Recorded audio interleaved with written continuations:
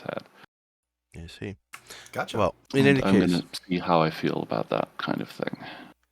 it's live the game, everyone. Welcome to The Secret of the Sands, episode 13. Oh my dog, it's here. The unlucky number.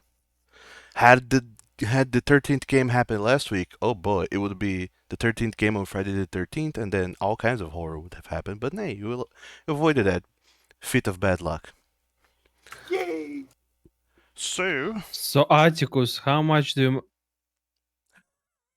don't do it. Way too much and all over the place. Next question. Last time around, all of you guys have finally departed from the ruins of Tartalon, leaving all the stress and the nightmares behind, and using the broken elf gate you found within the ruins. What a surprise.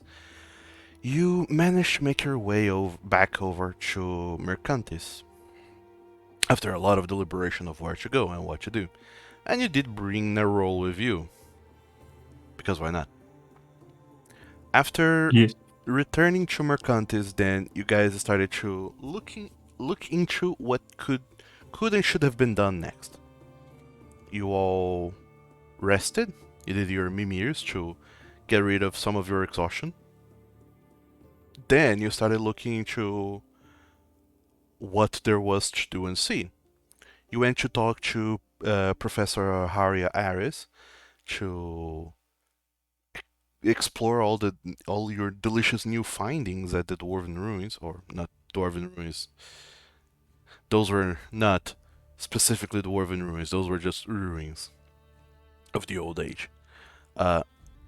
You showed him your findings, and amongst all of these, the most important findings were the Astral Pathway, a magically enhanced highway, floating highway, that connected all the cities of the old age.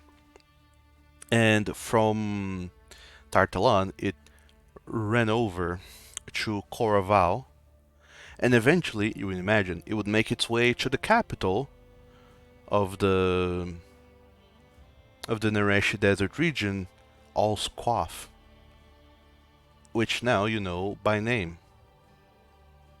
Yep. However, there is much that's left to be seen and done, especially because the next ruin over, Coraval, Coraval, has a wee bit of a problem that it's close enough to Macalma Ebre that there is certainty that the SSS is already looking into it, or maybe have already gotten to it.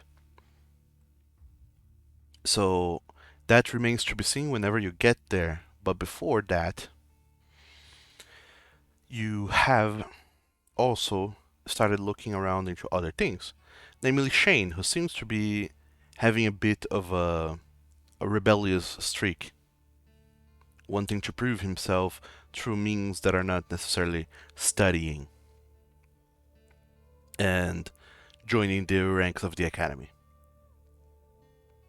But not only that, you guys started looking around in Mercantis, specifically after Jonathaniel Wilhelm, Dust's old mentor Jill, at his behest.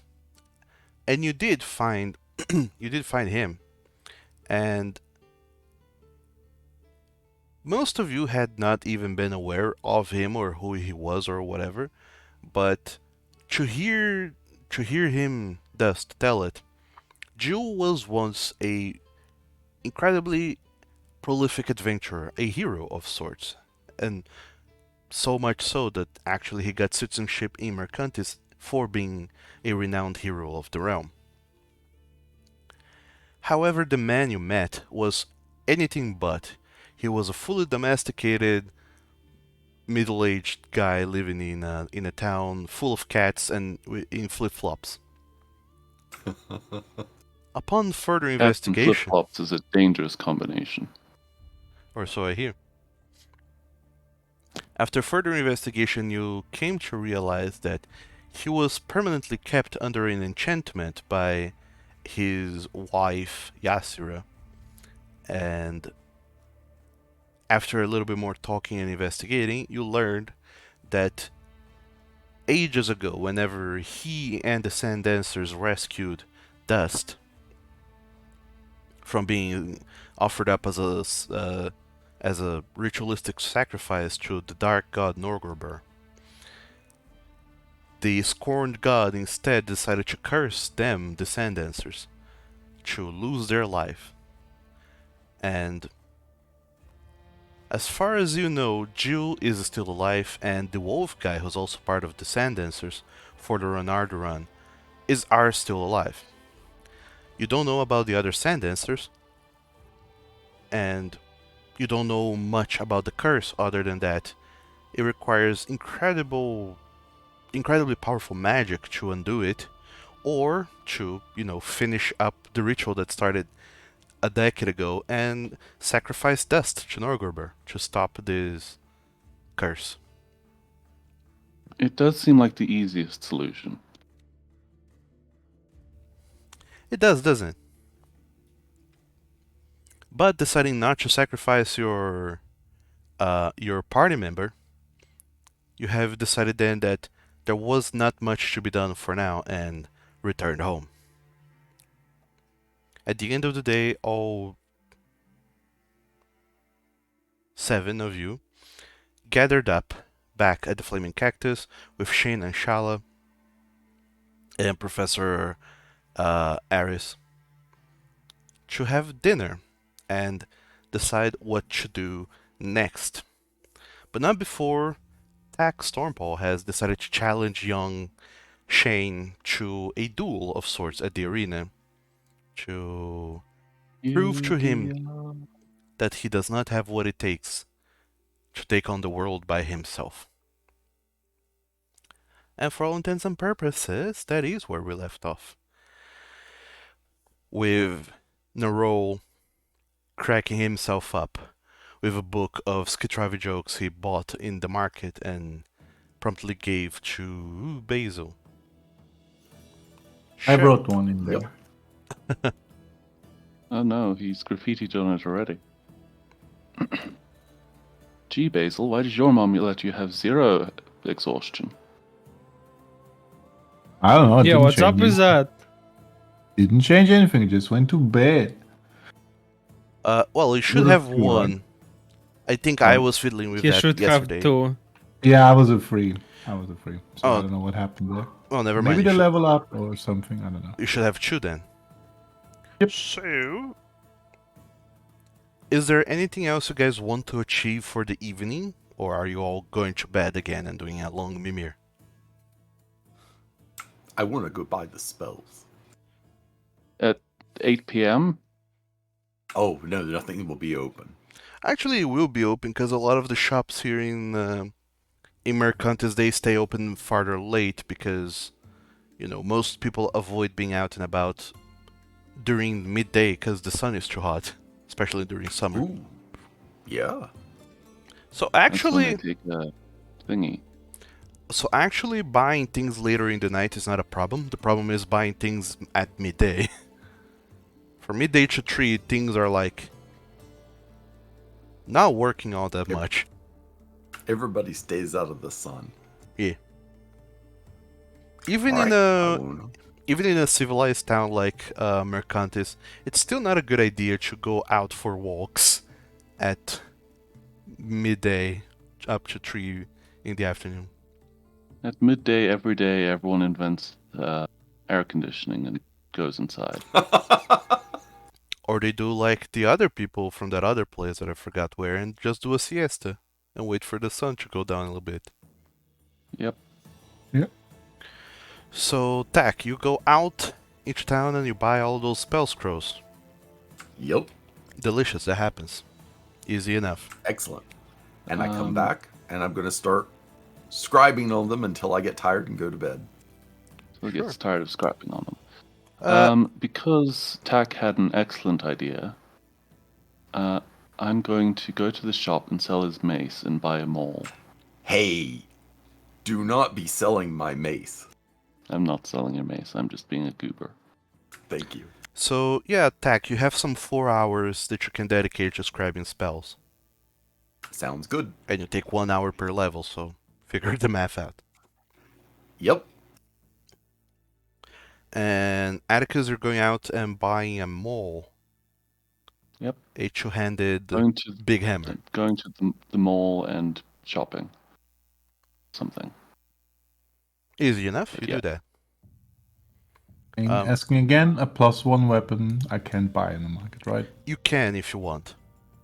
Oh, well. Hold up. Specifically It's Mercantis. just- Yeah, It's that was the crux also of the very issue. expensive. How much would be a +1 Warhammer or short sword? A +1 weapon in Mercantis. If my table of prices is right, and I double checked this so many times, I'm just gonna assume it is. A +1 weapon of any variety is gonna be 400 gold pieces plus the weapon's price. That's fair. I want a Warhammer +1 then. Because I have a maul, but it is two-handed, and I need a single-handed weapon. That's good, actually. The Warhammer, you said? Yeah. Alright. Yep. A whole 40,000 of them. Shut up. Might actually be worthwhile getting myself. Oh, Alright. what other magic? Bartender, one Warhammer +1, please. On the go. Alright, so that'll be 415 gold pieces. I'll just What take it kinds from of the party magic sheet. What kind of magic weapons are within affordableness in Mercantis anyway? What do you mean? Well, do they just have pluses? Do they have, I don't know, fancy things? Well, if Says it's not sure. if it's a magical item that exists, then they have it. Okay. Noted. So 419, what did we say? 415. 415, alright. Alright. New price is set at the party sheet. I took the money from there. And also, if We you're had still at if you're 5,000. selling your old stuff, it's sold at half price.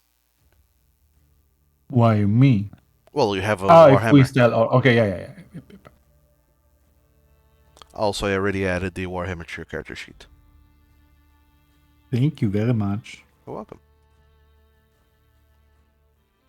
Kind of want to be greedy and also get a short sword, so I don't only have bludgeoning damage options. But I don't know. Are we short on money? Are we saving on something big? I'm asking the group. I know. Well, I'm gonna spend 7,000 gold pieces on a flame tongue greatsword, so. No, I'm not doing that. Yeah, I'm not just- going to make you any more money from the academy if you're going to just spend it all. You'll have to do it yourself. I think a cloak of protection or a ring of protection might be. Useful Nice for for- everyone, yes. Well, might be cheaper than +1 armor. I don't actually know. The ring of protection, you said. Yep. I'll have to Or look the into cloak. that. I think the cloak is lower rarity.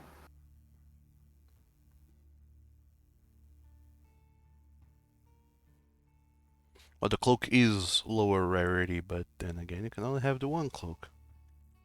Well, yeah, I know, but I'm saying that in general, not just for me specifically. What are she? Oh, there we go. Okay. It are sheep. No. Forget it. I'm sorry. A cloak of protection is also 400 GP.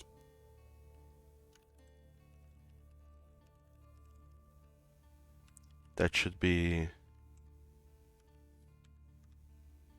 the right price. Yes, so what I'm gonna do, I think, is I'm going to get a magical greatsword, as well as a maul, but not a magical maul, because that's slightly excessive. Well, in any case, I'm gonna assume you guys do all this shopping on the side. Tell me later Yep. what items you have decided. And then we move onwards. Can I have a sword +1 I asked the group, is it okay if I take another 400? Go for it. I took out 1,700. Oh my god. Go for it, Then, says the bad example. That's spells. fair enough. Then I'll like a short sword, Mr. DM, please. +1. Okay. On the rocks. Or something, I don't know. I don't know drinks. Well, in any case, I assume that other than that, you guys are not doing anything else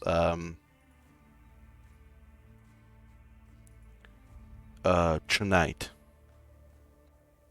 Pathfinder? What? That's it. Okay.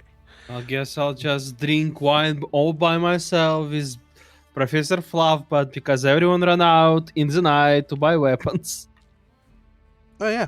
Well, that's possibly happened at some point while we're in town, not specifically right this second. Now, I like to think that as soon as we finish dinner, you just all stand up and run out of the building. I have to do shopping. Have fun, guys. Bye. Something like that, yeah. Could I go out? Oh, Hmm? sorry, go ahead. No, yeah, go on. Since I would hang around with the guys, could I just look around the market and see if any kind of like cheap magic item would catch my eye, or maybe some con artist would try to push something on me because I'm very impressionable? Is there any Because item you're looking for specifically? no, not really. Just if you would suggest anything random. But if not, then no, we can move on. Well, yes, there are people trying to push all kinds of wares, especially since you guys go as a group to the market, but I assume the rest of the group kind of pull you away from the more shifty types that are selling like the sword of the sort of keep robbers Damocles. away and kind of stuff like that. Ooh. Yes, called I the Sword put of Warning. Ross on I put Dust on a leash and just make sure to target every time he gets some of the shifty stand where he wants to spend all the money on silly stuff. No. Okay. In that case, I just buy myself a nail sharpener and I increase my unarmed strike damage from 1d6 to 1d8 by Ah, sharpening my claws. that's part of leveling up, I see. Yes, it is. Uh, fair enough. As you go and get those things and look at it, especially after, leaving a deep gash into Yasura's Wilhelm's chair, you realize that, okay, maybe I could use a little bit of sharpening. My claws are good for cutting people, but maybe not so much furniture. And we've been coming across all kinds of weird things we have been having to overcome. So maybe sharper nails wouldn't hurt. These claws were made for cutting. Indeed. Something like that, yeah. And yeah, as you go around, people do try to haggle and offer all kinds of weird little trinkets. Young man, are you tired of losing your dagger? Here, a dagger with a locator attached. Magically, you will never lose it again. And stuff like that. I much prefer the dagger of returning, but okay, sure. But you know these peddlers to be selling things that are, at the end of the day, very... Ow. That's why. Don't do it. Not like that. Oh no. I stop as Better. my attention is taken by the Sword of Damocles. Well, while all of you guys are perusing the evening, nighttime mercantis and shopping around, Stop it. Professor Aris, he turns to you, Trakar.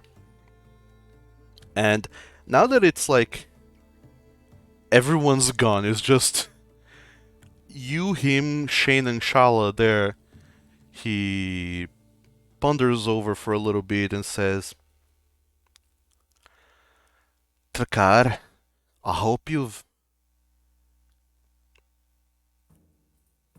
you know that while you were gone in the ruins and everywhere else, I was thinking. Oh, what you thinking? What were you thinking? I was thinking to a degree, kind of sort of, about us, you and I.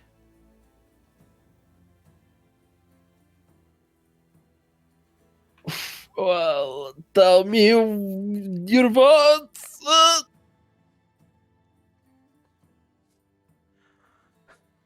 You're really gonna make me come out and say it, aren't you? I'm not a mind reader. Well, that is fair. I I really like you, Trakar. You're There's something alluring about you that I find really appealing. I find myself thinking about you oftenly and caring. I I worry though, because you are in this treasure hunting business, like you said, and you said you wanted to make your fortune and your name by proving everyone here wrong. And I suppose that's... At first I didn't really see things your way, because why risk your life, risking death, far away from civilization where people might take months to even notice you've perished? But Well, there are a few reasons, but a simple one, it's fun. I I say that. I wouldn't call it fun necessarily, but I do appreciate what you're doing, because I'm a scholar and an academic, and I look into the kind of things that I would not be able to be looking into if it weren't for the likes of you, who go out into the field and find treasure and relics.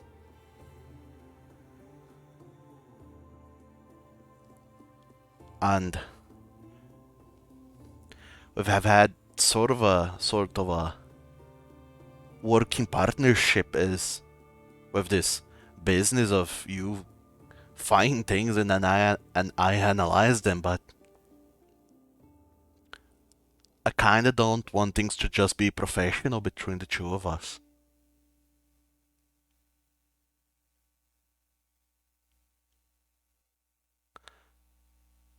I'm trying to. Um, the cogs are running in the head. Oh no! Otrakar would be quiet because he is surprised. I'm I'm sorry. I know this is I might be making a fool of myself here. I shouldn't be springing this upon you this early, but it's just a No, it's fine. At least it's good to know that you're not just trying to seek out knowledge out of whatever's going on between us. I like a man that doesn't want me for just my brain. Not for the trinkets I bring them. I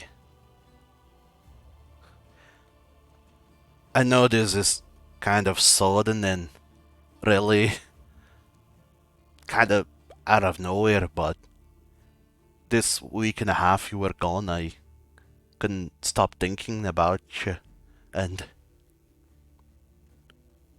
well, I noticed I was anxious for your return, and not necessarily for the trinkets and the relics you might bring back. So Well, I'm sure it was a nice bonus. it is, but what I mean to say is that it's a feeling that's been deep in my heart, and I needed to put it out somewhere, and I guess better place to put it out into the world than to tell you directly, isn't he? Well, considering, as you just said, it hasn't been that long, and you're just telling me that you're more brave than you look like. And here I thought you would never want to leave Zero Library. I guess I found something worth leaving the library for. He's not contractually allowed to Oh leave my his library. god. But I understand if this is not what you're looking for, or if it's too sudden, and perhaps it's for the best It if I is sudden. maybe we both we've both put a pin on this and sleep on it. Maybe let things simmer for a week or so, and we figure things out later. Maybe sleep on it. In the same bed. Yeah, no, I don't know if that's going to help. I sorry, I'm blundering a lot here. It's I think I'm gonna go back to the academy, to my office, and think about it, and let you to think about it as well. Thank you so very much for the dinner, and tell good night to your friends. I don't think they'll be back anytime soon. Well, I don't think I'll see them anytime soon either, because I'm walking you to the academy. It's quite late and everyone's out, and you know, those kind of people, you might get your pouch stolen, all that kind of thing. And we can walk in silence and think about this together.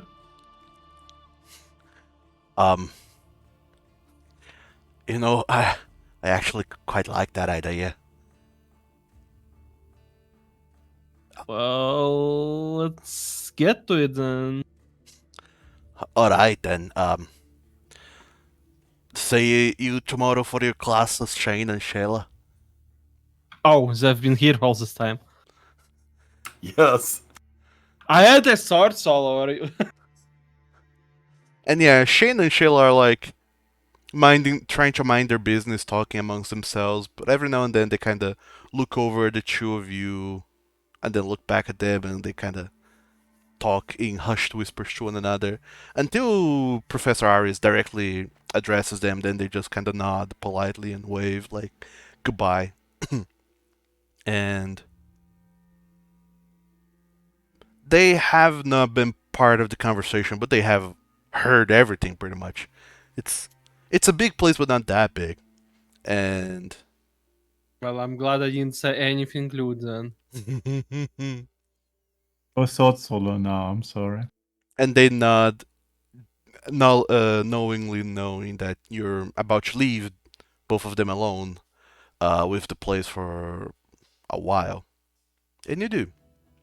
And I assume you... It's fine. If they misbehave, Tack can beat them up in the arena. Both of them. Sure. So I'm assuming you do indeed just walk in silence with Professor Arias to the academy, then? Yep. Alright. Professor Arias, he is also a little bit too nervous, and you can see this clearly. He doesn't mix up a whole lot of conversation. He indeed just walks alongside you, and every now and then, like whenever your footsteps don't match a little bit and you'll kind of glance over to one another, you can see that he is wagging his tail happily as you walk along. And by the time you reach the academy, it's a little bit later in the evening. He turns to you, and you can see that his face flushes red with a little bit of fluster as he says, hope I'll see you tomorrow.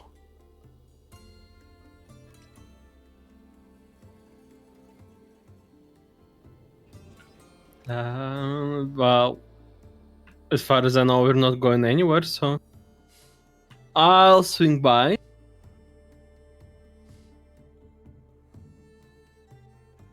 Uh,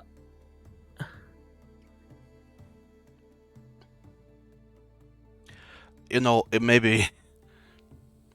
Nah, I'll settle for that, knowing that you come by no, tomorrow.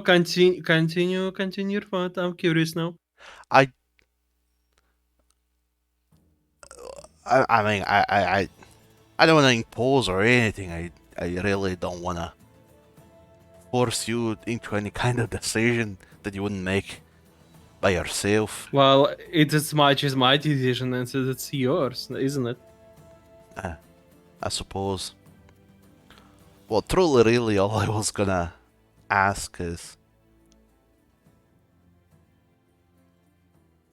I mean, this time we're not in my office. This is a little bit more in the public, but can I give you a I hug? mean, we can make it a bit. Sure. I'll go for a gag and then said I'll kiss him. Oh boy, howdy. You absolutely take him by surprise. He kind of just opens up his arms and goes to embrace you, but then when the sudden kiss happens, Professor Ares' eyes just shut wide and he is super surprised, but then he closes his eyes and just lets it happen. He fully embraces you and just basks in the moment of, yes, I scored a hot stud kind of moment.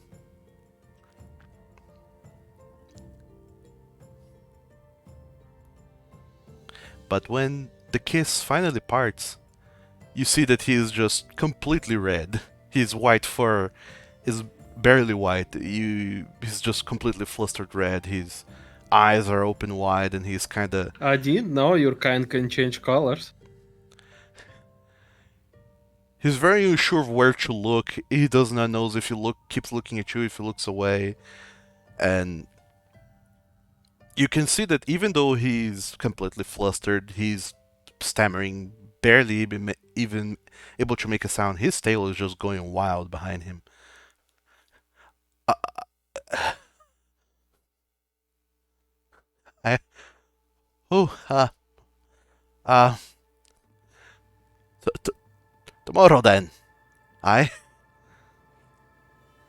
Mm-hmm. aye. Then, um, have a have a good evening, a good night, Drakar, and thank you for walking me back. I'll go to my office now. Thank you, really, truly. I don't know for what, but you're welcome. And you see that he's very reluctant. He takes a few steps back, slowly, just increasing the distance between you, until there's enough space between you that he can actually just kind of turn around and go towards his office, knowing that, yeah, the conversation and the interaction is over, but you see the reluctance in him to not want to let go of this moment and go back to his place, but eventually he does. I can walk you to your office as well.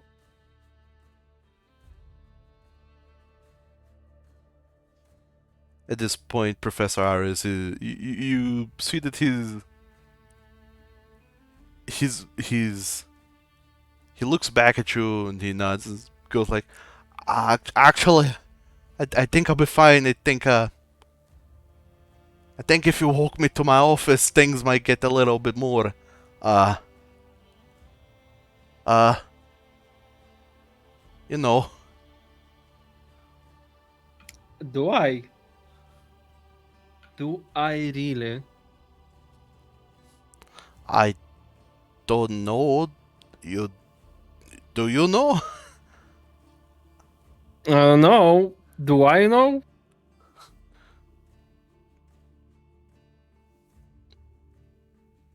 Do you Right. Tomorrow. Tomorrow then. Good night, Trakar. Good night. And he goes into the academy, waving you a final goodbye.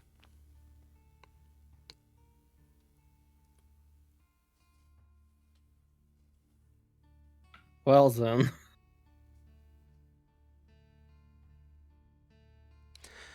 I assume at this point you return to the flaming cactus, right? Yeah, don't really have anything else to go.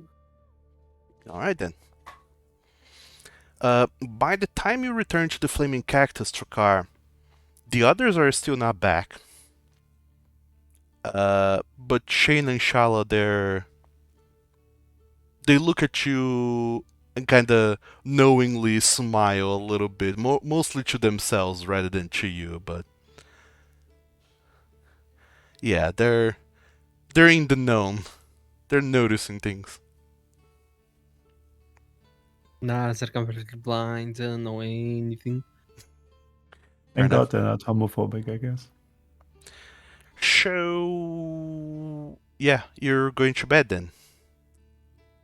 Hold up. I have a question.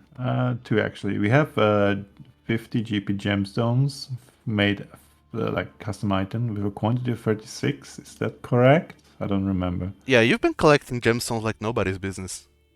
Can I sell them? Sure. Want to Sounds make fun. them? I mean, Alright. now you can because you have a portable hole, so money will not weigh you down as much.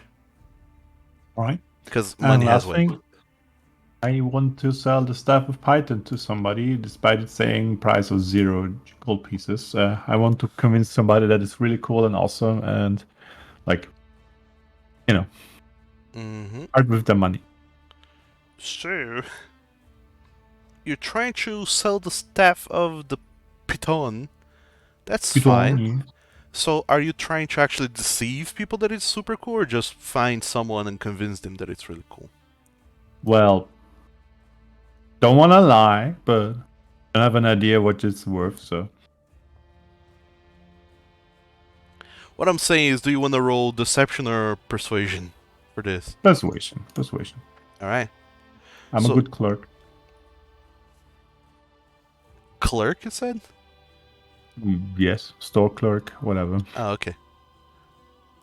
I just thought you said cleric, really weird. No, store clerk. So, alright. Persuasion. Give me a persuasion check. I'm gonna call this a DC, I know. 15. Oh, there you go. My There you God, go. 1 million gold. You find someone who's kind of wanting wanting to look into artifacts and other such things, and someone who just seems to be collecting them for just because. And coincidentally, it's a Skitravi, and you talk to him at the same level, and he looks up at the staff, and being a staff, it's taller than the both of you. But still, he looks at it and thinks, yeah, I think, yeah. Alright, I'll give you 500 on that. Walking stick of snack like destiny. I pretend to haggle for a few minutes and then ultimately agree. I want to be the guy that sells it at the first, offering. But yes, Sure. 500 sounds good. So yeah, you sell the staff of the Python for 500. Very nice. And with that 1,800 from the gemstones, we add 2,300 to our party sheet. We are back to 6,400. Whoop whoop. And then, for a moment, this Kitravi, he stops and looks back at you and says, "Hey, aren't you the guy? What's it? Redbone, don't you have a stall somewhere in town?" I'm working on it. Currently, no. Oh, But why? Interested? no, I just thought I recognized you. I mean, last time I saw you selling things, it was like pottery and, other nonsense. It wasn't magical items. Well, That's- gotta go with the times, my friend. And also, you had a stall. You didn't go like door-to-door salesman. But Don't know when you recognize me from, but before I had a door-to-door store basically, but that was some time ago. Here, yes, had a store. Also don't call my stuff bullshit. Just a free Oh. advice. It's fine. I mean, well, what I mean to say is like you didn't have anything that caught my eye before. That's fair. That's fair. Well, might make some little carts, and when I get new stuff, I'll visit you, right? Of course. Ooh, what are you interested in generally? Well, just whatever magic stuff you have. I'm a little bit of a collector myself. I see. Well, what's your name? Please write it in chat so I can remember him. Well, I'm. Stomach cheese wheel. Oh no, I'm Haro Mizin, and you can find me here anytime. Maybe sometimes I'm out and about on a walk, and I like to keep track of any and all Skitravi who are not citizens. Oh, that is a specific interest. Well, I mean,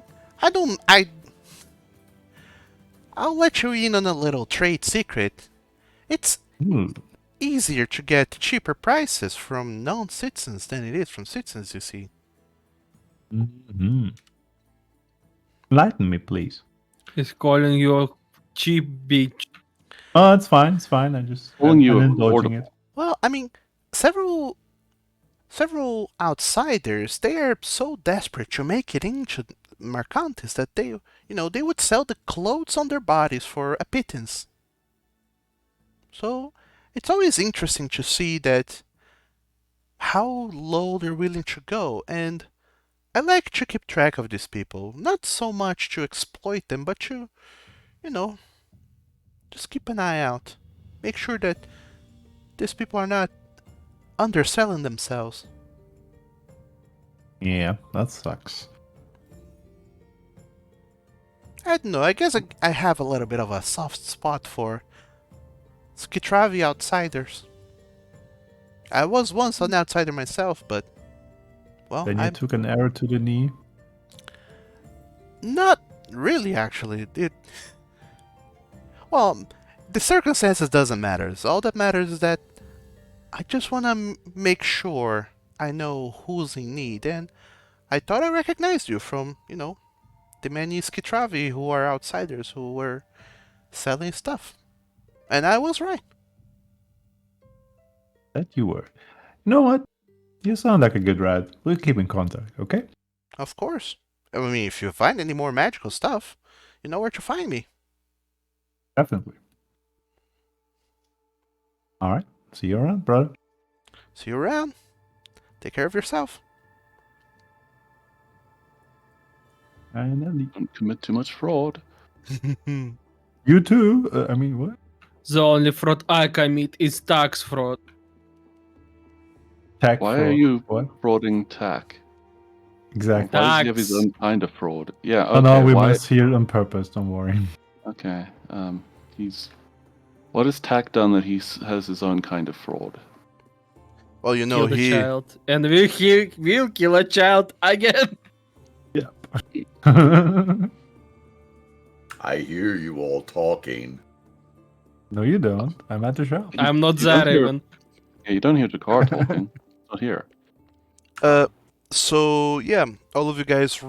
I assume all of you guys are done with your evening of shopping and such. Yep. Yep. I have some shiny new armor. Yep. Cool. Basically gets home and shows everybody his new weapons and tells them what he sold and shows them the whale peanut party stash, whatever physically that is. Box or a sack, I guess. So I got rid of it. all right. You guys go back then to the Flaming Cactus and prepare yourselves to have an evening worth of rest. But before you do, A one happens. Shala, the orc girl, that's staying with you guys, she approaches you, Atticus. Okay. Mr. Dusttracker, can I ask you something? Sure. I'm a little bit concerned, and I wanted to discuss this matter in private.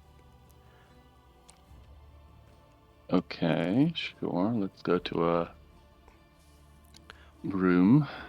So I've been working on my divination and trying to foresee things that will still happen or see things that have happened, and I just can't really. I didn't see anything, but is Mr. Stormpaw ill or with any disease? No, not that I'm aware of. Well, Pretty sure we got out of that mess all right. well, I, I, I, I just couldn't really foresee anything with my divination, but why? Why has his fur gone white? Oh, right, yes. My God, Charlie, you can't Forgot. ask people why they're white. Right, yeah. I forgot about that. We needed to disguise him because we decided to go to his hometown that he's been kicked out of for reasons beyond his control. So the easiest way to disguise him was to change his color altogether. I see. I wasn't sure. I was wondering if that's something that happens to people of his kind. Knows they call them. If it happens to every know or not, and or if he had some illness of some kind. But well, if that's just makeup and markings, then I suppose that explains it. Yep, it happens to every null with access to bleach.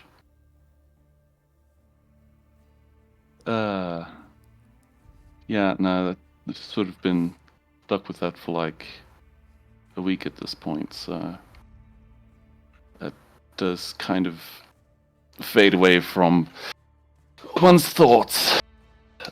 So sorry that we didn't bring it up ahead of time. We kind of forgot. We forgot that it was strange. No, that's fine. I'm sure you. Well, don't know why would you want to hide yourself from your people, but I'm sure you had your good reasons, and I'm more so than anything. I'm just glad to hear that Mr. Stormpaw is healthy. Yep. Well, in any case, I shouldn't be prying. Thank you for indulging me. Anytime. And Your Sheila, concern is at least welcome. Shala, she bids you good night and goes off to bed. Or to bed, I mean, to say she goes to gossip with her brother about why Tack is white suddenly. And then they go to bed. As do you all go to bed.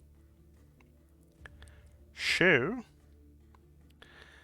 All of you do a long mimir. Longest, they say. You all lose another level of exhaustion. Whoa. Yay. And you restore hit points, spell slots, all that delicious nonsense.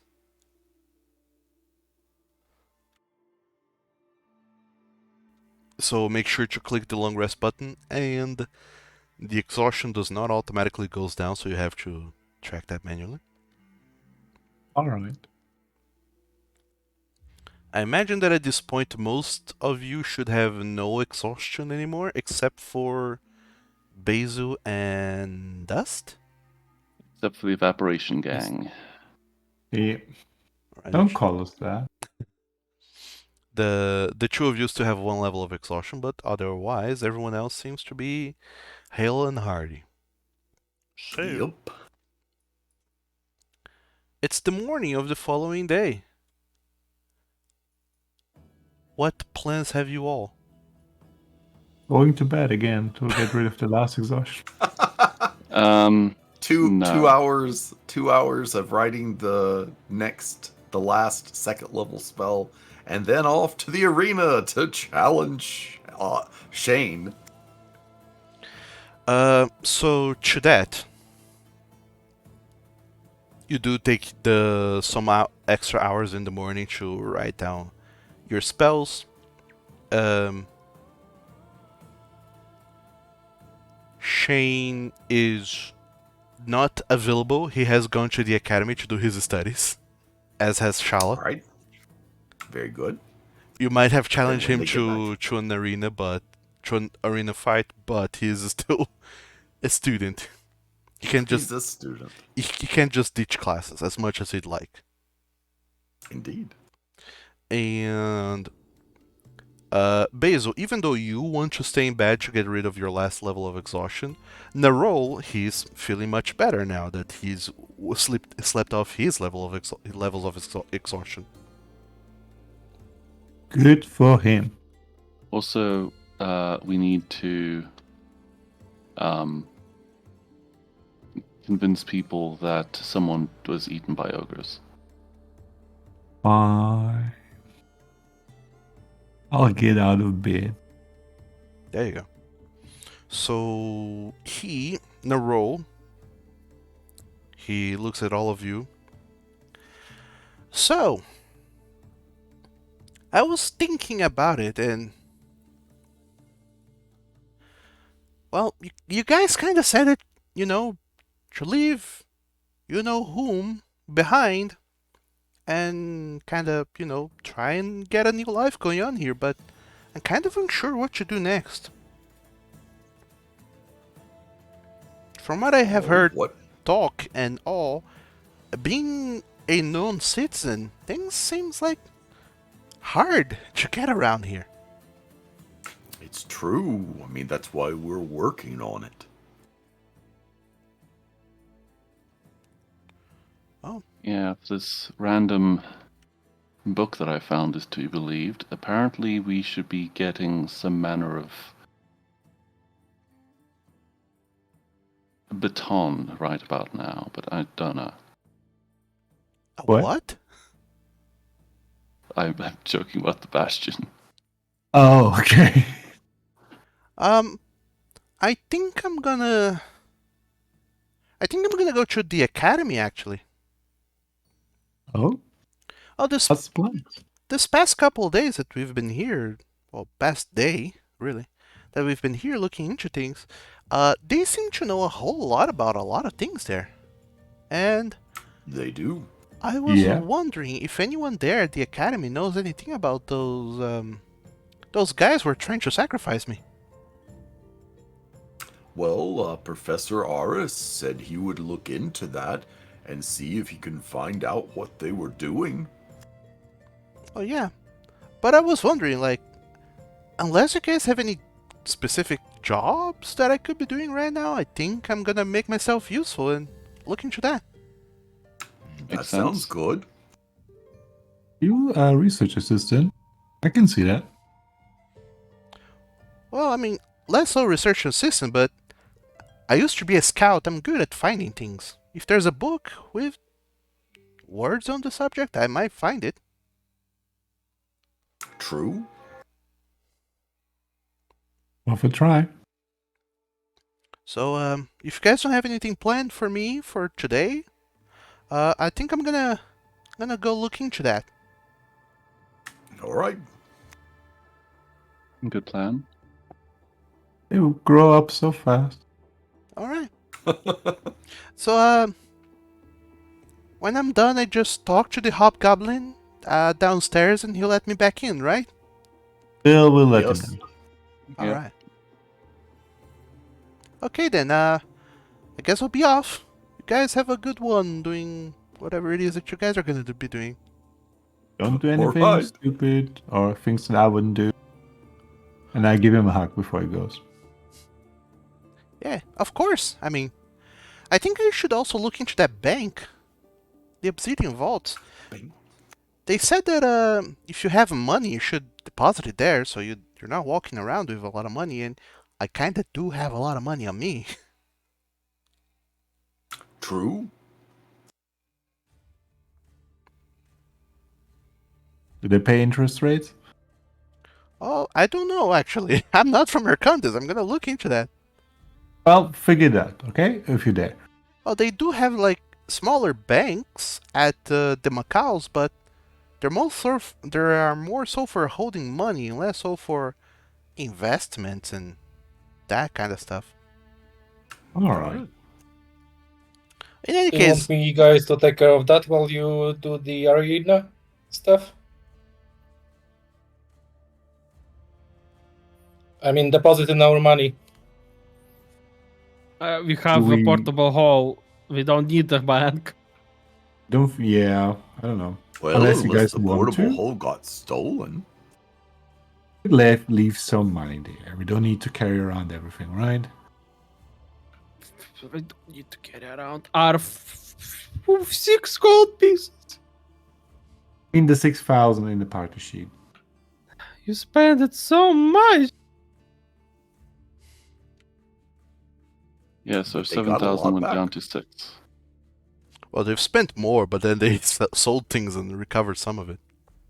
And there's still 5,000 silver pieces in there. Oh yeah, I guess while we're out, we should get some of that converted to Electrum. No. I see. I that. will kill you in your sleep. Stop trying to make Electrum happen. It won't happen.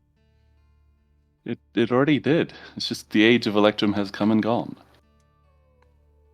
All right, we should convert that stuff. What's 101 or what was that? Don't worry, I've done it already.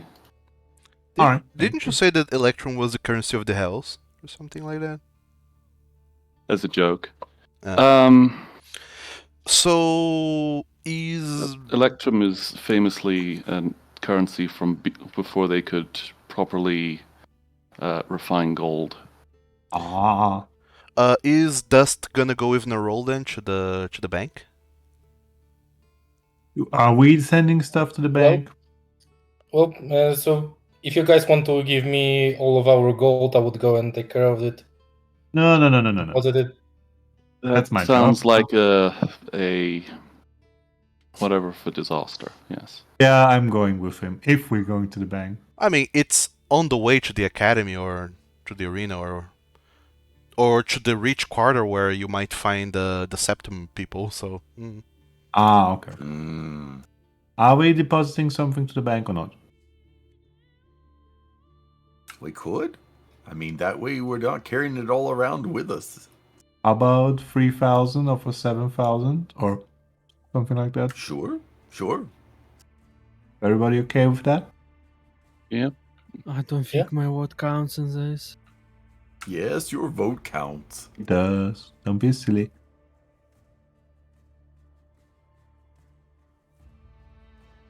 All right, that will I do. don't see a point because if we need money and we're not in Mercantis, we cannot access our money. Are there multiple Well- banks across the land, not just in Mercantis? yeah, in every Macau you can get this worked out. Oh, never mind. In every big city, really. There we go. Okay, then it is. I mean, it is wiser to store money in the bank. Think of the interest and stuff like that. Mm-hmm. We could Yeah. invest it. We could start a business. Woohoo! We could get a manager. And actually, no, I'm too stupid to think of that. Nerol. I like Nerol. He can be our manager. Yes. Wait, me manage your money? Yeah. If you're going to start a business, which we will most likely will, considering that Basil is with us. How would you like to work in a store, be a store manager, and handle money? I mean, I guess it works. I have never done that, but I wouldn't be opposed Well, to learning. you haven't done research either, so True, I have not done a whole lot of things. You have Right. all the time to do the things now because, well, even if he says that, doesn't mean it'll happen right now or anytime soon. Yeah, we'll need to iron out the details slightly. Oh well. Just think about it. Yeah, I mean, yeah, that sounds fair. I suppose I can look into it. Sure.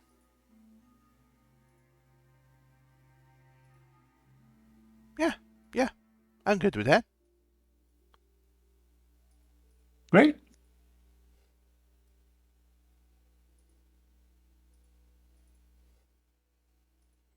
So, as part of the Adventurers Party folder, there's also now the bank character. Dear God. So, Aha. I'm gonna just put the bank on top of the bank so you can double click that and open the bank. Very nice. So I can, let's try that. Transfer, I guess. That's gold. 3,000. Transfer selected. Why can't I transfer it? Oh.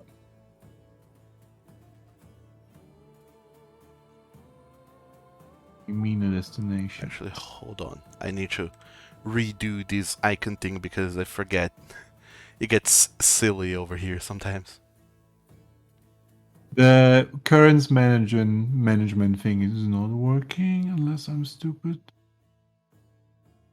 Like no destination available if I want to transfer it. I can do it manually. It's just, you know. I think that for now you might have to do that way. All right. For now, Let at us least. not go to the Obsidian Vault. 'Tis a silly place. So There we yeah, go. 3,000 in the bank. And can I haggle for some interest rates? I don't think that mechanic is in this game. what do you mean you want to haggle for that? I want some, Well, even if it's not a thing. so you have put 3,000 gold into the bank, right? Mm-hmm. Okay.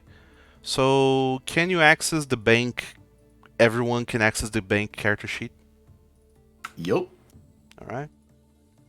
So I think I set it up correctly. It should be working. So if you guys have any inventory or things you wanna have stay at the Macaws and such, that's how you do it. You put it there. All right. Enough. Any items? Items as well if you want to.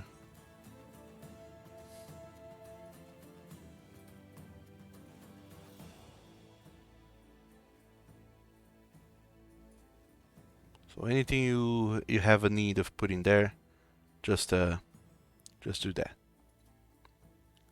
So, as part of coming in to the bank with Nerol and everyone else, the clerks at the bank they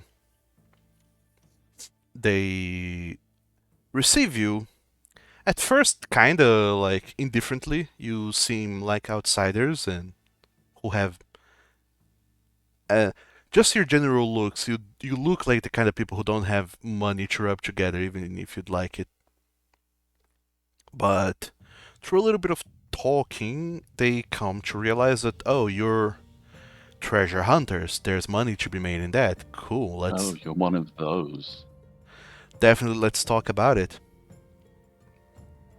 And this is where things get a little bit odd, per se. They do set up an account that is not for one specific person, but for the group as a whole. And they ask for the... Oh my god, we have a joint account. We're in marriage now. Yes. Oh my god. They ask for the name of the group. Not the mother's maiden. No, Oh, it's happening. God damn yeah, it. we kind of forced that one. Oh no. Quickly, run. Did we want to go with moon dancers? Like, I like that. I don't like Works. that we kind of copying sand dancers, but you can also think on a way that Dust inherited that name, but he's making it his own thing. That is not, True. blah blah blah blah. Yeah, that works. Right? We can leave the name Moon Dancers at the bank. We can change it later. So for ourselves, not the bank. The That's clerk, fine. he looks at you and says, "Oh, no. If you want to change it later, we'll need a whole petition to go through with House Septim to approve the name change, so, all the other Macaws also know of the name change, so changing a name is a little bit harder, I would say. You best think deeply about this. It's not a decision to think make that's lightly." good. You got us. We have to think about it. No. What do you think, Basil? Are we okay with Moon Dancers? I mean, it's just you and me here. We have to decide. I think everybody came, right? Because it's on Yes. the way. Oh, right. I think, Sorry, I I thought think, you. I think everyone came at the end. Sorry, I thought you went to the arena. Yeah, so I'm fine with. Yeah, I think I'm fine with it. It will grow on us, I assume. We do need a brand.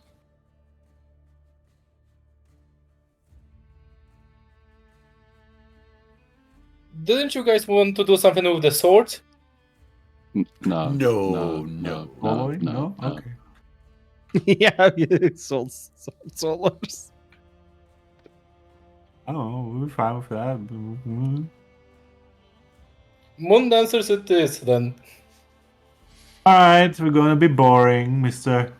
Person behind the counter. Moon Dancers. Oh, you don't want to be boring? Please suggest something else. The char that is behind the counter, he looks at all 5, 6 of you squabbling. Well, 5, because I don't think Narol is squabbling as part of this. Did it Well, unless you want to be called the rat I'm catchers. not squabbling. I am.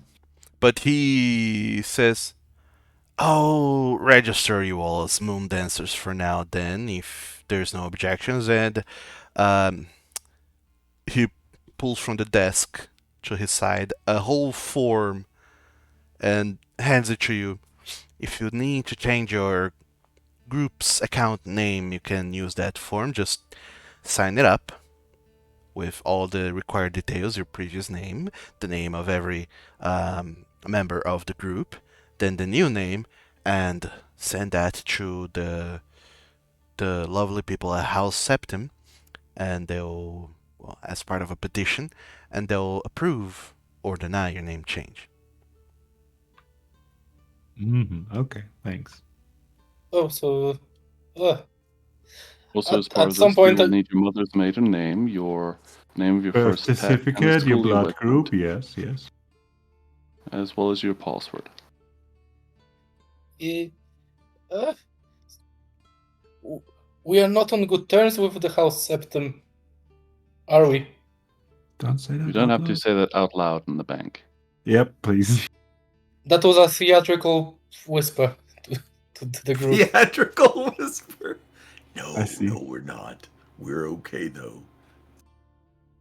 Well, the two of you are questionable. Well, meanwhile, the clerk behind the counter, he's shuffling piles of money, of gold pieces, to some assistants that come over, and everyone's like, "Oh my god, a new treasure hunters! Well, yay! It's so much money." Is there, since we're at the topic, is there a way to invest this, not just save it in a account? Doug doesn't want to think about that. You can just say no. I'm asking. The clerk says, "Well, there are many ventures here at the Obsidian Vaults that we can look into for you. However, unfortunately, investments are only available for citizens. If you were to apply and become a citizen in any way, shape, or form, then we will surely and gladly find a manager to properly take care of your account and invest in many ventures. Especially overseas, there's so much money to be made in other lands, but unfortunately that is a right reserved only to citizens, and I don't think any of you are citizens. Unless I'm mistaken. No. No, you're right. All right, we'll be back. You and your silly discrimination laws. It's not necessarily discrimination, it's just a tactic the city uses to safeguard itself against the ill-intended outsiders who would like to, crumble the civilization our people have worked so hard to build. Wow, thank God there are no ill-intended insiders then. Sorry, I'm just being an asshole about this. We can leave. The clerk is unsure on how to deal with this rabble-rouser Skitravi, but it tries his best to have a smile on his face and, just hold his hands together like, yes, I'm here to help, but secretly is like, please just be gone. We'll be back as citizens. Just you wait, and then we leave. Alright. You do that. You We'll leave. invest just as soon as the campaign ends. You leave your money there and officially register yourselves as the Sand Dancers, or sorry, the Moon Dancers. As those in a roll, he also opens up his own account, and actually he goes through a little bit of trouble because they don't seem all that keen on opening a single person account for an outsider, because he is an outsider. So, Just stick with us then, huh? so at the end of the day, in a roll, it's like, well, I guess. I mean, me putting my name in on your group and everything else seems, feels too much like an intrusion, I guess. But we'll figure it out. It's okay. Besides, I mean, if your place is safe, I guess I can keep my money there at the Flaming Cactus. If you don't mind Shane wasting it all on someone. Yeah. But Well, wait, if he doesn't know about it, then but wait, wasn't it House Septum who? No. There's like a connection between House Septum and SSS and you that may be a bit risky for you to put a name. no, it's the other guy. Right. The other guy, the goblin in the broken spear, right? Yeah, Right. Yeah. Sorry. the one that died horribly. The one that died horribly. He died horribly. Oh, I'm sorry to hear that.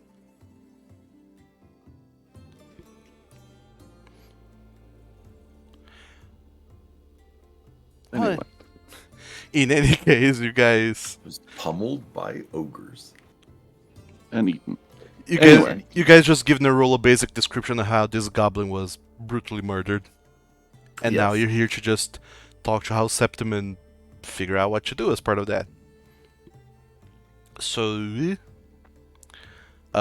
yeah, Nerul, he's unfortunately unable to make an account or anything, so he'll just go back to the Flaming Cactus with all of his money, put it back there, and then go to the academy to look into the research. So for now, Nerul has parted ways with you guys.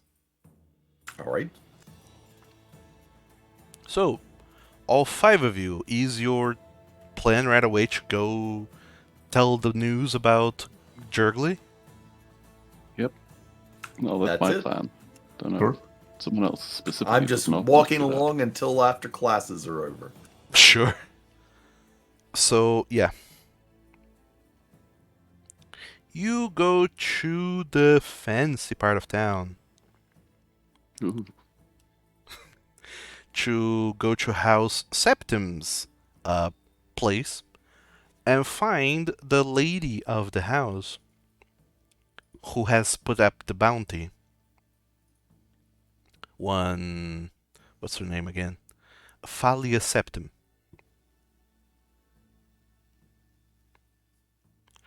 When you get there, they do kinda look you up and down, trying to decide who you are and what you're worth before they say, alright, just a moment. One of the servants, one of the goblins kinda goes.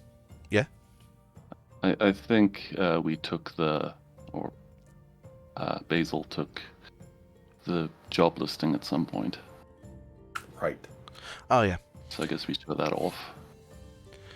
So one of the many goblins that they have employed goes over and eventually returns with Lady Falia Septim, a Skitravi, who carries herself with grace, but also with a certain kind of determined look. She, just by observing her, she looks like a noble lady as far as anyone looks, but deep down you can see that the more perceptive amongst you can notice that she seems like she would be menacing in battle.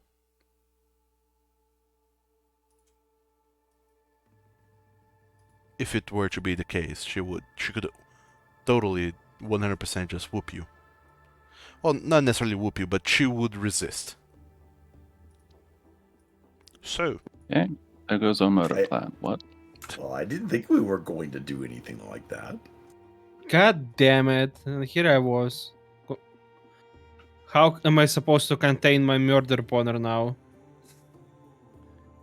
she comes over to all of you and says, "So I hear tale that you are the group who has news on Jergly." Yes. Don't know if the person with a decent deception check wants to lead this. He died. I say out loud. We found the remains of him not so far off Makal Mabre. This road to the broken spear. Whatever you say that name. Or at least we assume it was his remains. We didn't see him in the Wow. city, and You did find something. Give us the ring, right? I asked out of character. Yeah, he Yeah. gave us the ring Yep. in order to show off that was him that was eaten. Yeah, we found skeleton eaten by ogres. That matches the description of, well, goblin and a ring on it of House Septim. And I hand over the ring. Yeah, in the feces.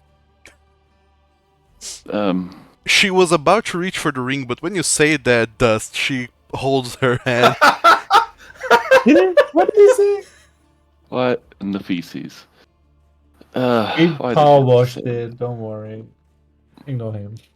We have prestidigitation. It's fine. She was about to reach for the ring, but then she stops herself and looks to the goblin, who goes like, "Okay, all right," and he gets the ring and he examines it, sees the sigil of House Septum, everything, and he kind of holds it up, showing the sigil to Lady Falia. She examines it, then looks back to all of you and says, "Well, it would seem, indeed, that Jergly has met his end. Alas."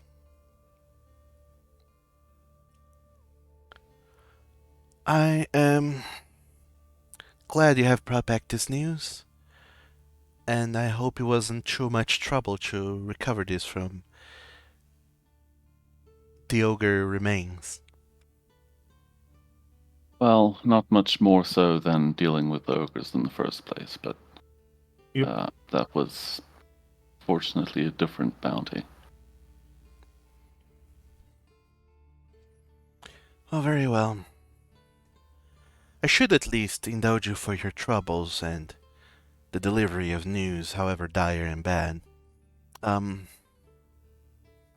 She looks once again back to the little goblin. Calasine, write them a writ of recompense. To whom do I write this to? I assume you all have a group name or some such. Hasn't the You news are spread forced to already? use it now. The Moon Dancers. All right, I shall write the Moon Dancers a rite of recompense worth 100 gold pieces. I know it's not much, but I hope it's worth for your troubles. Thank you. Was he a close friend? He was one of my workers. Not necessarily a friend, but amongst the state we employ many workers to tend to everything, and even though he was not a friend per se, he was one of our closest workers. Not that I wouldn't go through the same lengths for any of our other workers. And she shoots a meaningful look at the goblin that's there with her before looking back at you guys. I like to make a perception check to see if she's lying. That will be a hidden insight check. Get inside, yes. That's what I said. I don't need to sense her bullshit because I I know. believe that she is bullshitting us. She is, but I just wanna get an extra dialogue option, you know? Yes, Basil, you get the sense that yeah, she does not care. He's not a friend at all. She just wanted the worker to be, brought back, lest they escaped with sensitive information. But this extra line at the end that she says that she wouldn't Is a warning. is a warning to the other goblin. And you imagine, knowing what you know, that after one of the goblins has escaped, all the other goblins have been kind of like roused with hope that hey, we can make it out. If Jurgly did it, all of us can do it. We can rebel, we can escape. But then you brought the news of, oh yeah, Jurgly, the escaped goblin, he absolutely became ogre excrement, and the goblin then he looks a little bit downtrodden now, both with your report and her comment. Like there is no escape. They will put bounties on us if we escape, and even if we manage to evade the bounties, something out there will kill us. Mission I'll add- failed. I'll the note that we find the goblins later and tell them the truth, but not in here. Or something. I don't think we Well- can. If we do, that will be a bad thing. I know, Yeah, but we might should. need But to- It might just be easier to cause the downfall of the House Septum. oh, that is true. There we Yeah. go. Nonetheless, she then looks back at all five of you. However, You know As- too much. I must kill you now. as the Lady of House Septim, I must say thank you so very much for your work, and it is good to know that House Septim can find a friend within the Moon Dancers. Yuck. I bite my lip and don't say anything. Mm-hmm. Well, I must take my leave for now, so thank you once again for everything. Calasim, please see to the writ of recompense. And the goblin just nods, and she goes back into the septum state, and Calasim, he kind of sheepishly looks up at you. If your lords will please it, can you follow me to the obsidian vaults, where I will fill the details for your recompense? Okay. Yes. And he starts leading you guys back to the obsidian vaults. Yay! Well, it's as much as we are going back from whence we came. At least it did have us the fortune of having a group name sorted out. Had to happen today, apparently. So It was in the If I, cards. ha- if I have an opportunity to stealthily slash at one of the portraits of her family, I would. Oh, Oh On the way no! out. you don't even Don't do that. you don't even get to meet them indoors. They meet you like on the courtyard outside. Okay, well, I'll just kick some gravel. and that's it. Sure, you absolutely stealthily trash one of the plants. Which, That's what cats do. it's a huge slight to think like, in a desert city, water is so scarce, and yet House Septum has a magnificent looking garden, which is just a show of look how much money we have to waste on this. Plants that do nothing in the We need desert. to know they're the bad guys, yes. I mean, sure, one of the houses has to be villain coded. Ah, yes, Lady Castenbaum. Let it be the one that's been that one of the players wrote the backstory around of. Mm-hmm. So, Dust, you destroy some of the plants before anyone is able to see, and yeah, Coliseum starts leading you guys back to the Obsidian Vault, and all 6 of you walk there.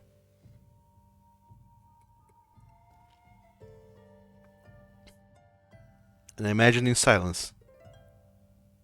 It makes me feel we're like not saying telling anything. him the truth. TM. No, if you. Well, it would have to be with the caveat that it requires making deals with terrible people and faking your death, Yeah. which is going to get suspicious if we keep doing that.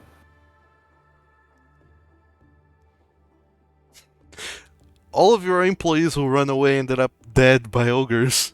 It's weird that it keeps happening.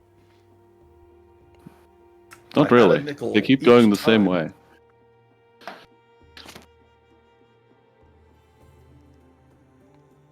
Well, anyways, back at the Obsidian Vaults, they Coliseum, he talks to the bank people, shows his ring of the House of Septum sigil, and lets them know that you, the Moon Dancers, have a writ of recompense that you can cash in for 100 gold pieces.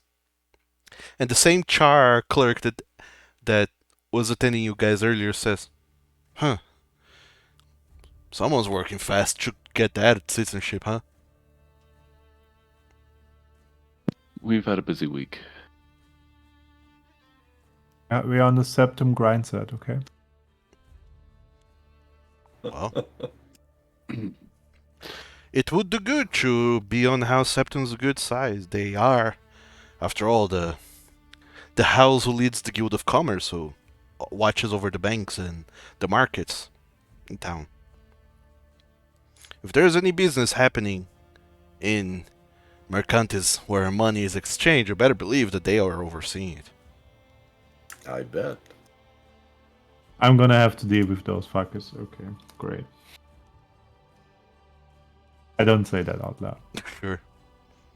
Unfortunately, every bank teller has telepathy or detect thoughts on as a constant spell.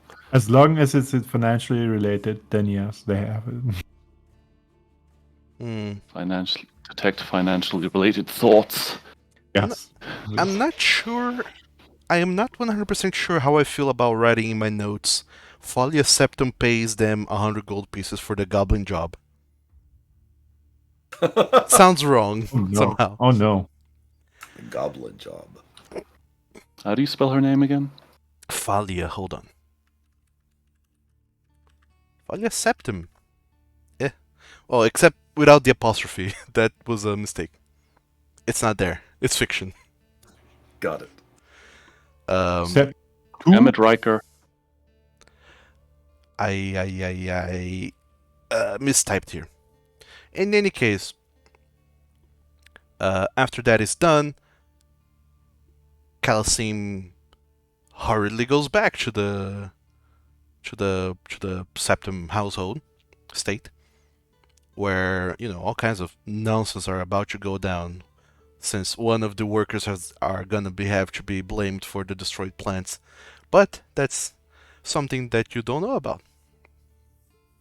What you do know about is that as you cash in this writ of recompense for 100 gold pieces, it can either go directly to the bank or into your guys' party funds or whatever you want it to go. I'll put it in the party. No need to go to the bank for such little coin. Sure. But it's right at the bank. Well, it's just that if you have writs of recompense or bounties, you have to cash them in at the bank. Ah, okay. Like the bounties you have for the ogres. Oh yeah, I guess we might as well cash that in Yeah. as well. Well, then I'll put it in the bank sheet. 100 more. But I think that was actually no. No, isn't that what you said? Did we pre-put that into the thing, or What do you mean? What are you talking about? the writ of recompense from the job? It's on the Or did we party put that sheet in the in the inventory? inventory at the very bottom. There's level 2 bounty writ. Ah, yes, Yep. 4 of them. 4 All right. Which are worth 280. yeah. Oh, 280. Well, Yeah. we just have to cash it in the bank, but there's no need to leave it at the bank, right? Yeah. Do first. It's just that Okay. they sign and stamp a piece of paper and hand it over to you. So until you cash it out, it's not money. Yeah. Let's cash it out then. So yeah, you have So 4 times that's- 280 gold to. That's 111.20. so we'll be able to take out this gold in another big city, right? Yeah. Or in this But one. not the items, right? Yeah, the items are like the items are where they are. If you wanna withdraw items, you can do so from any city, except that there's a cost associated if you're doing that in a different city because they have to teleport those around, which they can do, Oh, but cool. it'll cost you. Okay, so I Alternatively, deposited you my go to old the- darts, so I'm gonna test out how expensive it's going to be to teleport them in another city. I don't know. I have not thought about that yet. Well, we can wait until the other city. Alternatively, you can go to a nearby Kangas Khan statue and then withdraw any item. Wait, no. Wait a minute. But Right, I put the 1,120 in the bank. well, however much it ends up costing is not going to be prohibitive. I'm going to say something silly like 50 gold pieces if you want to withdraw an item elsewhere. Something between 10 and 100 gold pieces depending on how big the item is or whatever. Seems reasonable. I don't know. 1d10 times 10 I'll have for to, every mile. I'll have to figure it out. I think it's more reasonable to price it by item weight. Yeah, like the Makes postal sense. service does it. Because My like God. the weight also determines how big the item is and how qualified Yep. the teleporter has to be to bring it back to you. But Encumbrance. that's a matter for whenever you're fiddling with that later in the future. For now, you're good. Was that what you wanted to look into, Dust? Oh no, I'll see when we go to the next city. I'll test out. Sure. But Yeah, in so far as that's concerned, yeah, they'll charge you if you are taking an item out in a different city, but not if you're taking it from the same city, since there's no teleportation costs involved. You're fine. You can just put things in and take them out, however and whenever you please. Especially because if the item is in and all the people in the party dies, then it becomes property of the bank / House Septum. So they don't mind you putting things there. oh yeah, we should all write wills. Sounds fun.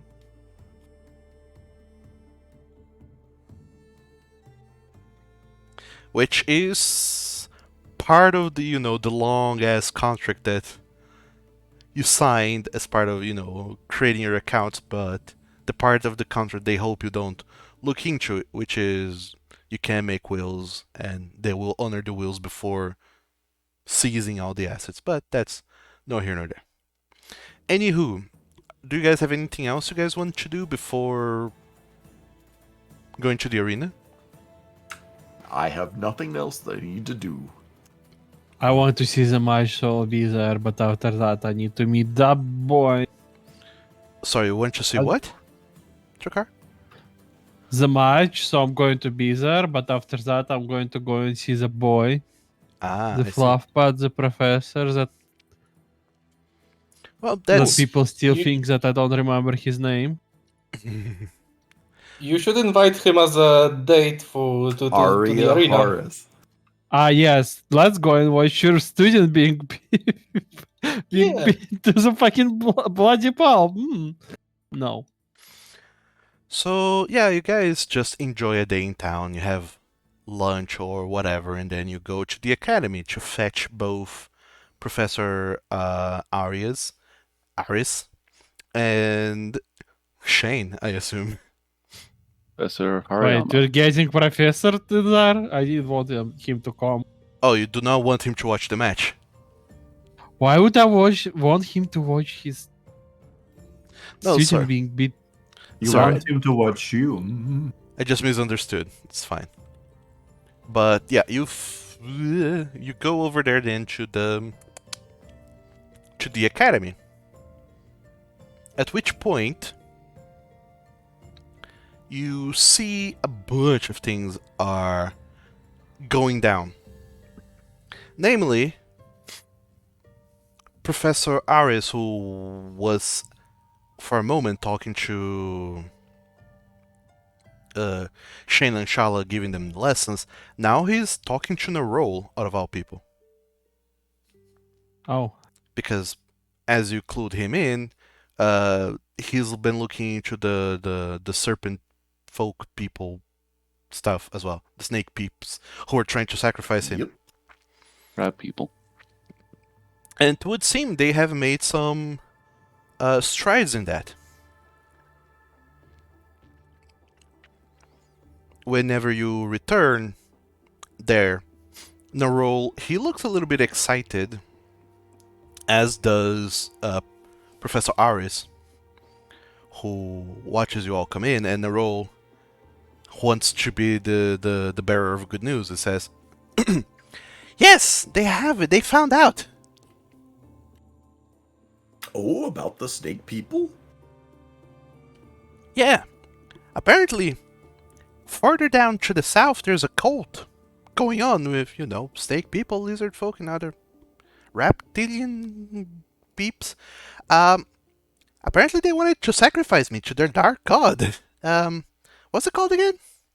And Professor Aris, he goes, it's a dark god of, is a dragon by the name of Dahak. a dragon. A dog? Dahak. What? The hack. Dahak. Yep. Yes, it's a dragon named Doug. He runs a game and he's evil. Yay. I'm Yeah, here to the steal your food. burning destruction or something fun like that. Apparently, these reptilian folk, like the snake folk, are trying to sacrifice creatures to appease this god and call for his favor. I'm not entirely sure what that might be, but it's a thing that's been going on for a while. I believe there was even a bounty that was posted for one of the macaws further down south. Boy, I believe, who said that the city is being every now and then held by a dragon.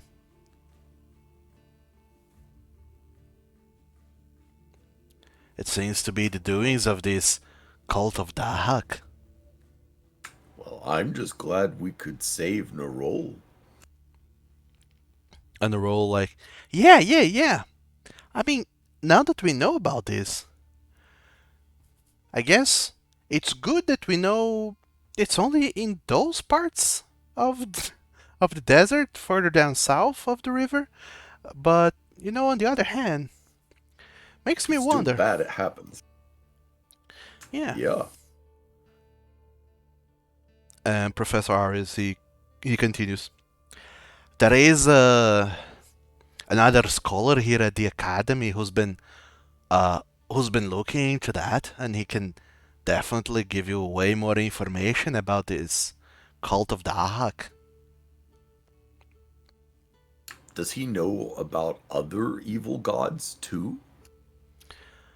I believe he does. He's been really looking and researching into all these evil gods, trying to. I'm not entirely sure what his research is all about, but he's been very proficient at it. I can call over for him if you'd like to speak with him. He's the specialist after all. That sounds good.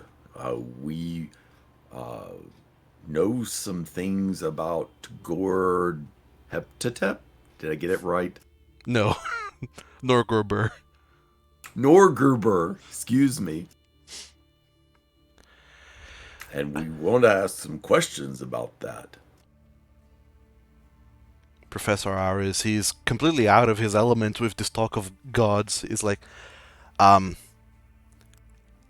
sure, if you'd like to talk to him, I can call him over so you can figure out all of these dark gods and evil cults and everything else. All right. All right, I'll call him over and just hold on a minute. And Narol, he looks as Professor Aris goes away. Narol looks a little bit excited. He's like, "Well, I mean, I wasn't expecting these things to be connected, but that sounds kind of good. I mean, Yeah. I was just you looking. did a good job. Yeah, I was just looking into why I was being sacrificed, and you might end up finding an alternative cure for your friend." He looks at you, Yeah, Dust. from Gil. Oh, what kind of cure? I mean, if this specialist guy is able to, if he's able to figure out curses and everything else, it says he's a dark gods and evil cult specialist. He might know a thing or two, and he may be able to undo that. What happened to your friend? Yeah. A lot of evil gods in this desert. Oh, I didn't even know that there was more than one.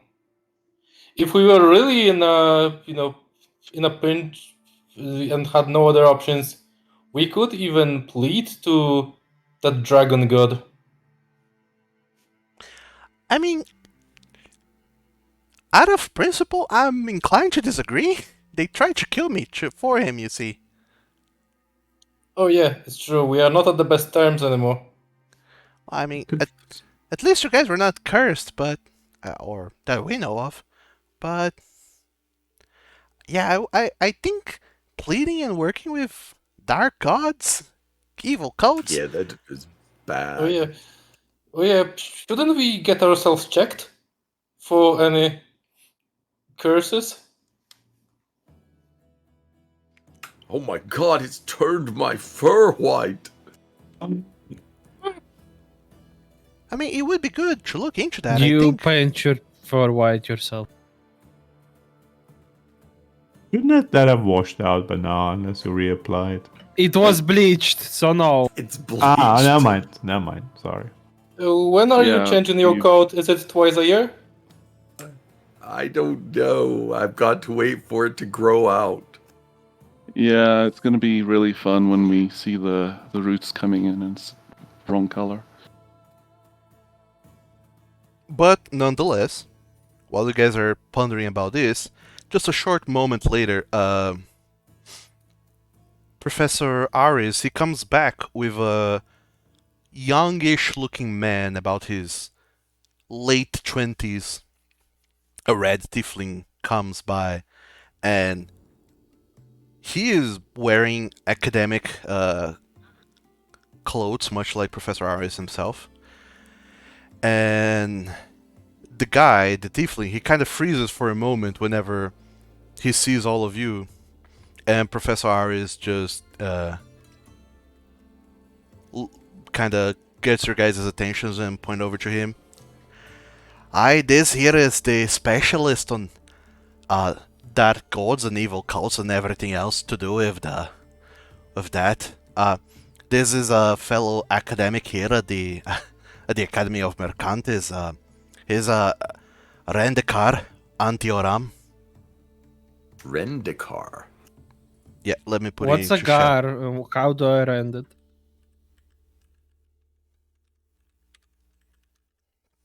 Sorry. I put it into chat. Rendikar Antioram. Oh, don't call him the evil god tiefling.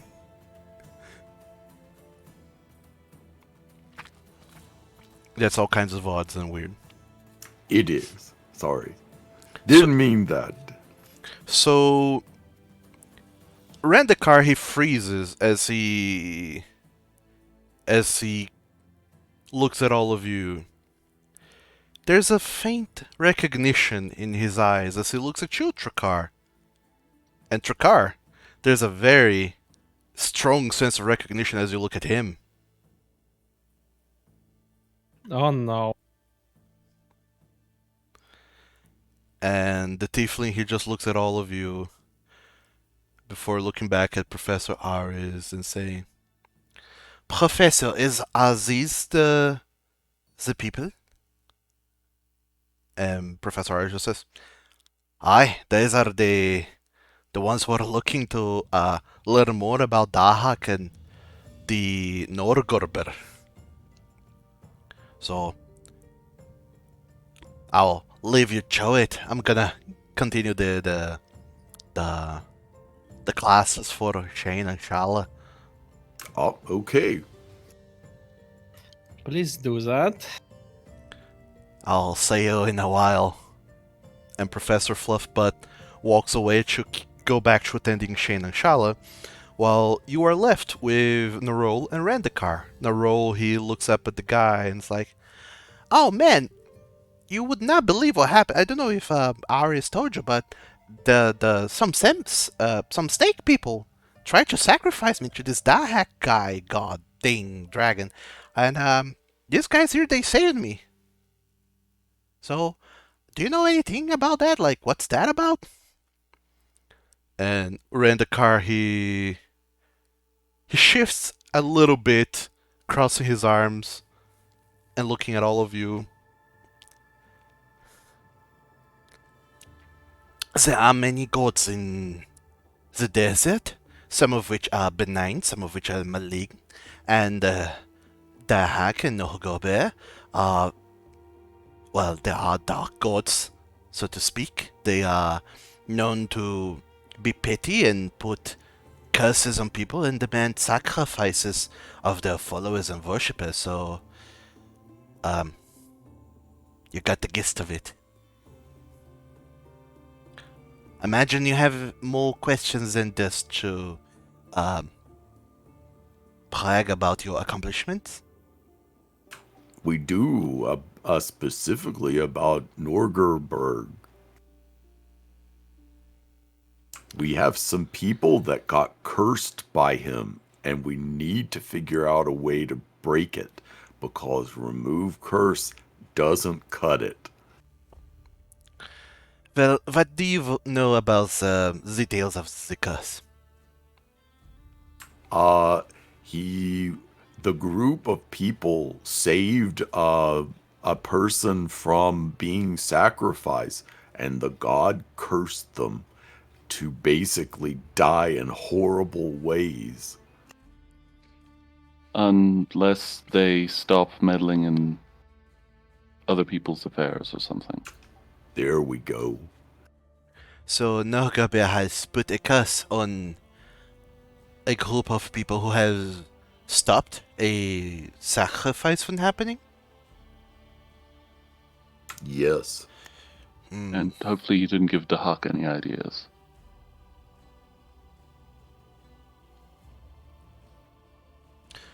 Well, with the hack is a bit different. It's more of a thing of the hack believes in corrupting things and less so corrupting things, but more so making a display of power and other such things. As for Norgobert, it's more about truly is the offerings, and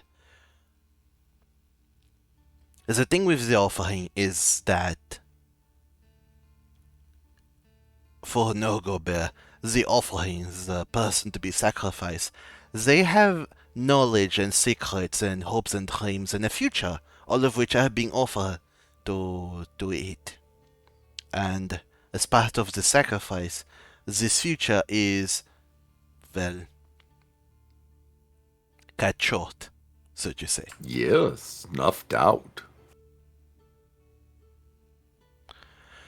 It is interesting that Norgobert didn't strike down the saviors then and there.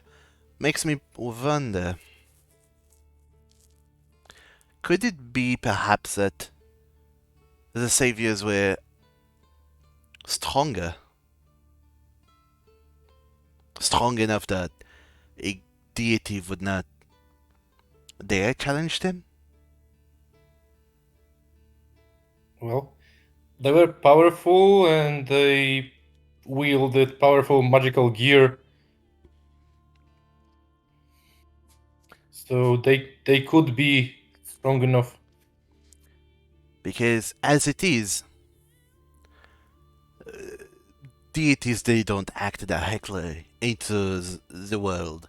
They employ worshippers and followers to do their biddings, and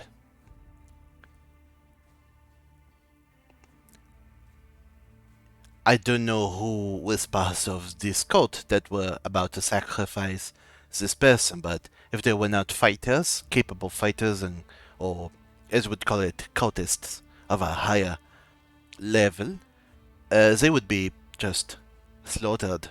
So perhaps the god chose not to oppose them directly, and instead put a curse on them. Is there any way to get it off them or deflect it off them or anything like that? I believe there is. As part of a ritual like that, normally they need a chanter, some cleric or worshipper of some renown to perform the rite, but they also need witnesses, people who agreed to the whole ritual to begin with, and the witness, if they were to also be slain, then the curse would be eliminated, so to speak. For the god has no more grounding here in the material plane to exert its curse. So, but then again, all of these witnesses, I would assume, are parts of the cult, so, or at least deeply connected to the cult, so it wouldn't be that. Nobody would miss much if they were to be gone. So yeah, pretty much everyone who agreed to the pact and the ritual. If those people were to be killed, all of the witnesses were to be gone. I suppose the curse would be extinguished. So No, we can't do that. Dust? Yeah, didn't wasn't your village wiped out? I didn't. No, No, No? it they weren't. wasn't. Nope. They Got it. they are all fine. I mean, they're actually fine now. Like before, they were like everyone was under the influence for generations, and now their minds are clear. We cannot hurt them. They're good people. well, their minds might be clear of the influence of the Norgobert, but what about their hearts? It is very possible that their hearts got still have a little bit of the influence, and even if it doesn't, they were witnesses to the ritual. They agreed for it to start. Even if it didn't conclude, they were there as part of all of this. They are the eyes of Norgobert in the world. They need to die, so to speak. For the curse to be rid, of course, there are, well, the other way, which is to get a powerful enough arcanist or cleric to, petition the gods to remove the curse. I see. So we can't get them to, like, thoroughly renounce Norgolber to absolve them of their contract or something. I assume you could. If they truly, fully renounced Norgobert entirely, Norgobert wouldn't have no more influence in the world. Not with that specifically. So, that could work. Problem is finding all of them. If you know where they are, then good. But Well, we know where to start looking at least. I do not know how you would go about erasing the minds of all of these people, because to truly, really clear their hearts of the influence, it takes somewhat powerful magic, and really it takes changing a person. My cousin here is a holy rat. Could he do that? With enough knowledge? Holy healing rod, I swear. I suppose he could. It's it would be a bit of a cleansing ritual of sorts. Say the remove curse would not work on the cursed persons themselves, but it would work on the witnesses. Problem is, the way that it would work,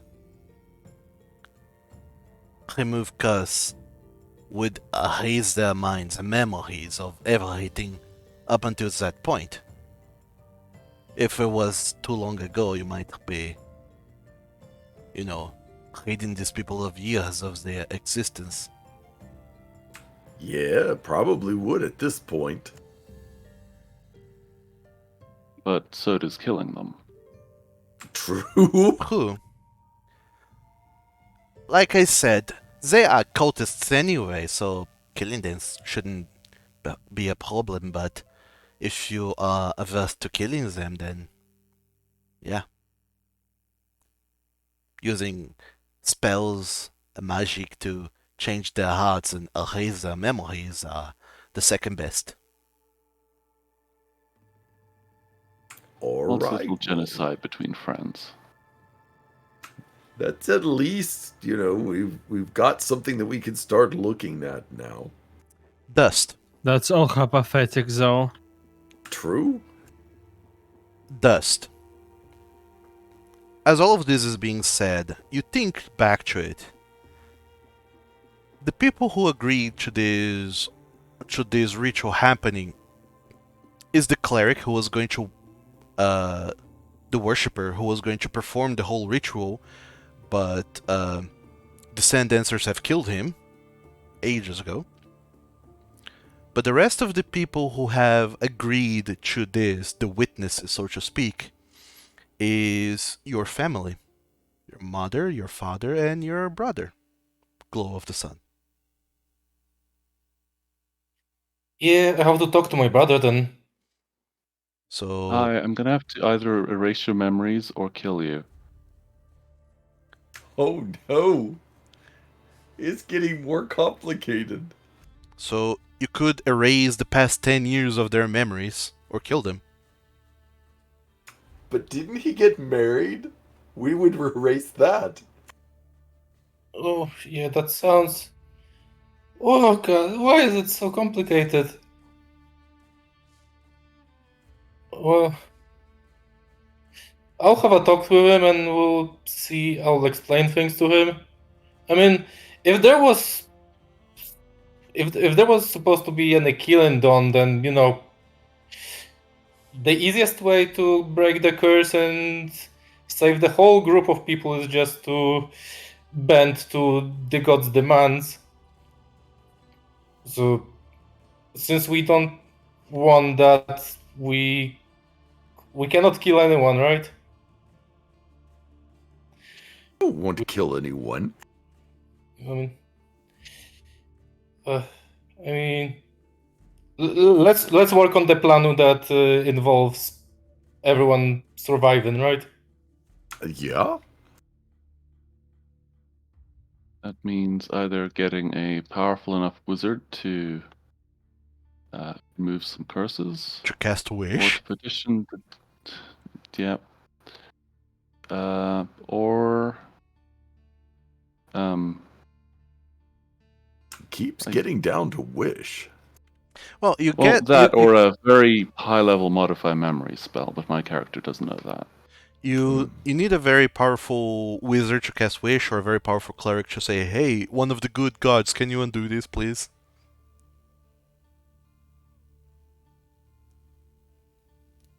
Maybe Basil can ask his god. Yeah, I was mentioning that he's our holy rat. What is your god, Basil? I believe that's a tricky question. And he just stepped away. He's Oh probably yeah, I had see to that. go to the restroom. But in the meanwhile, while all of this is going on and all of this talk is going on,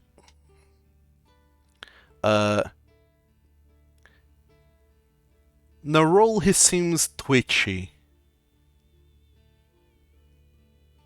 Even though he's keeping quiet, he's just a little bit twitchy. He's has his arms crossed. He's scratching his chin a lot. It seems like he has something on his mind. That What's up, keep bringing- Nerol? he looks up to you and says, "Oh, nothing. It's just something I've noticed and been thinking about. I'll tell you later. It's not important right now." Oh, okay. Why do we keep bringing him to Dust's whole life being a shambles? Indeed. We should get you tested for any curses as well. We should all go. Yes, we should get checked on STDs. I mean, what? Yeah, divine STDs. To the church or Divine something. STDs. Jesus. Sacrilegiously test for transmitted. We need a whole new acronym for that, but pretty much any church slash cleric can just do a quick checkup on you and be like, "Are you cursed?" I think there is a spell like detect curse or some such. Is there? I don't know. Spiritually transmitted. Not specifically. I guess detect evil and good might be able to do something to that effect. Yeah, sure. Let's go with that. Well, it's either that or just like identify, because that's usually how you detect curses. Even though you can't identify persons, Oh, you can A- you can workshop something around like that, around that level spell we were talking about. So a cleric could do it. all right.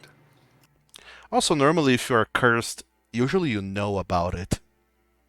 yeah. Hardly ever are people cursed unknowingly. I don't feel cursed. Yeah, I don't feel cursed either.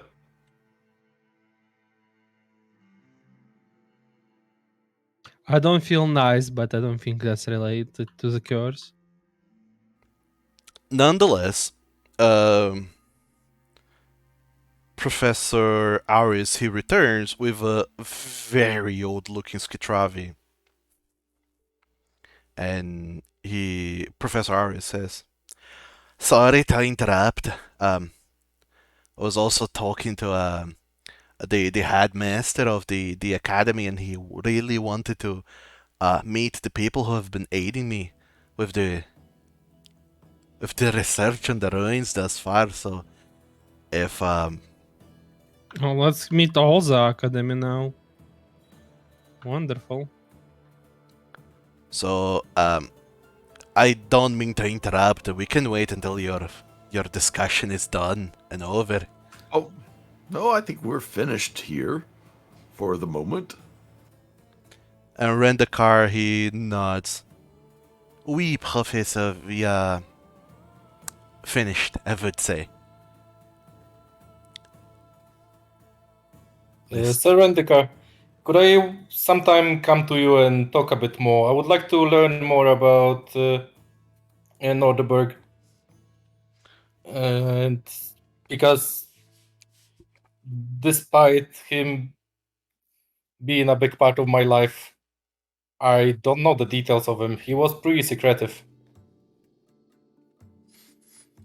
"Oui, you can just come to the academy and I'll be here anytime you have things to look into. So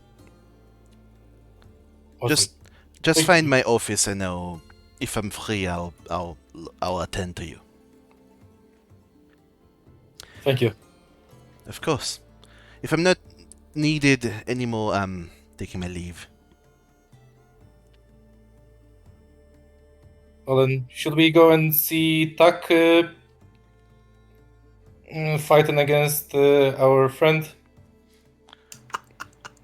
Rendekar, he just nods once again to everyone, and then he turns around and leaves, departs from the room.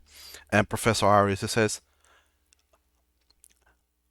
"Hold on, I wanted to talk to you about something really important." Yes? This murder you're about to commit.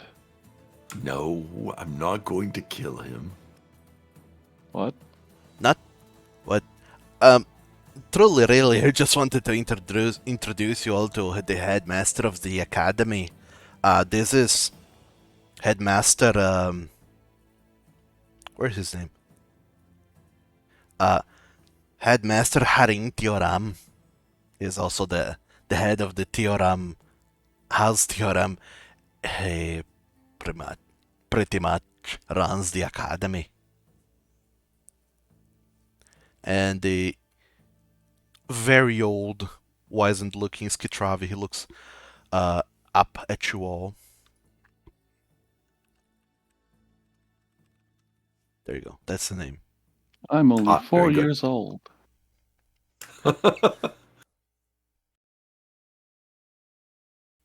He looks up at all of you,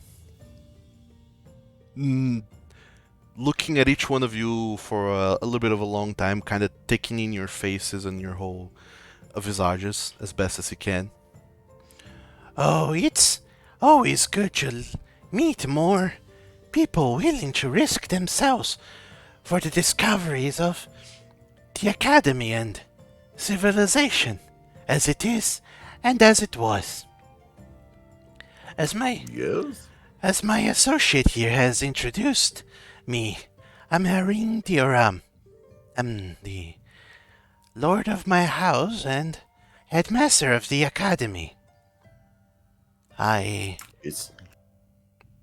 Yes? Oh, I was going to say it's nice to meet you. I'm sorry you paused for a long time. Oh, I'm not used to doing a whole lot of talking nowadays. It becomes harder with age, you see." Especially I when the understand. person who is currently voicing me is not used to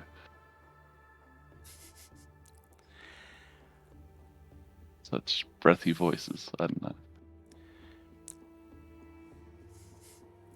"My friend Arya here says that you're looking into the ruins and older things and finding as we've come to call it, the secret of the sands." Roll credits. He said Yes. it. Again. he said the name.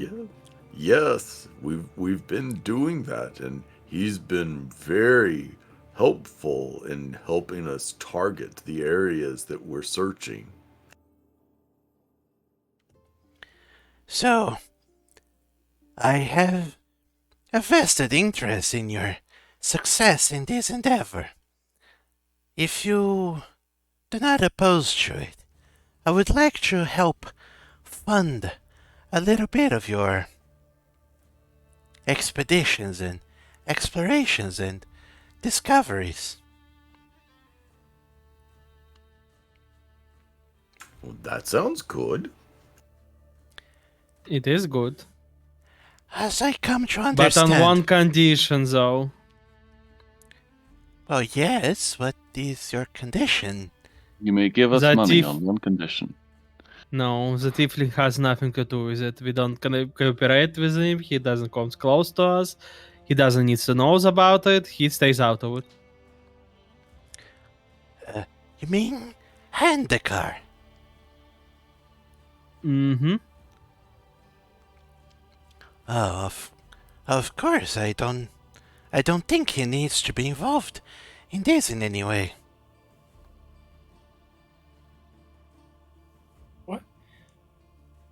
What do you have against him? I don't think that's for now. Many I things. think that's a later question.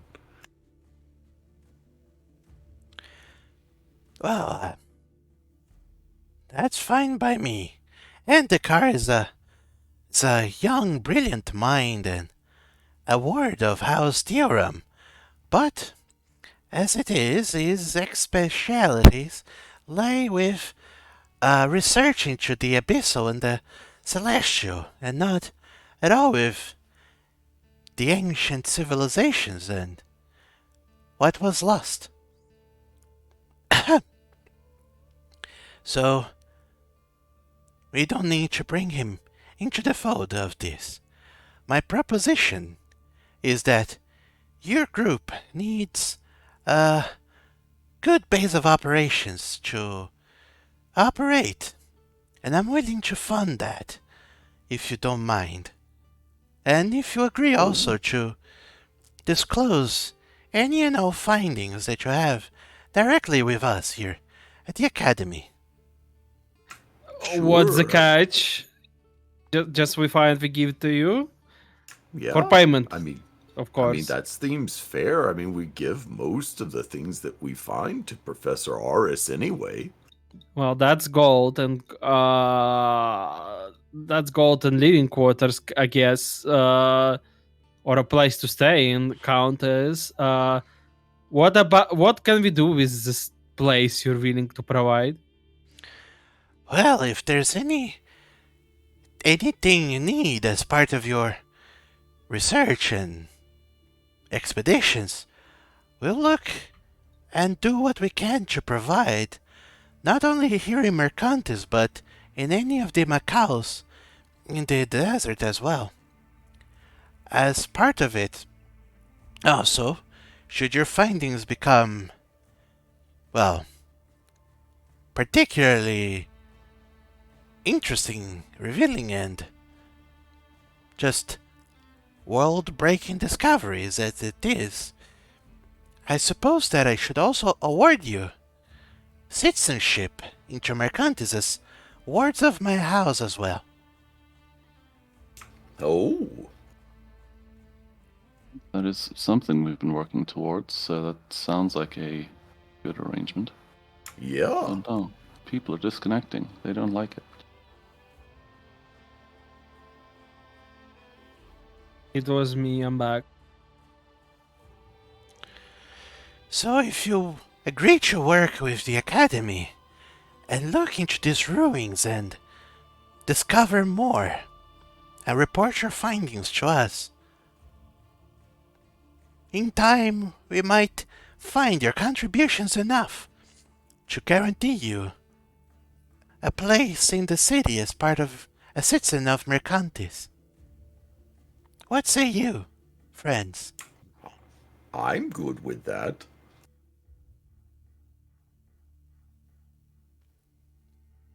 I like Yeah. Professor Ares. He's easy to work with. Indeed.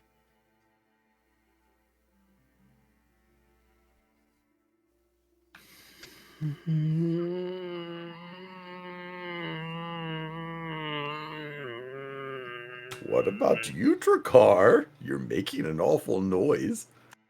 I'm thinking. Dust, what about you? He's not thinking. He never thinks. Yeah, I'm thinking This about is- something completely unrelated. This is too good, and I don't like what it might entail. Well, if it goes bad, we can just separate. Suppose so, but We should at least try it.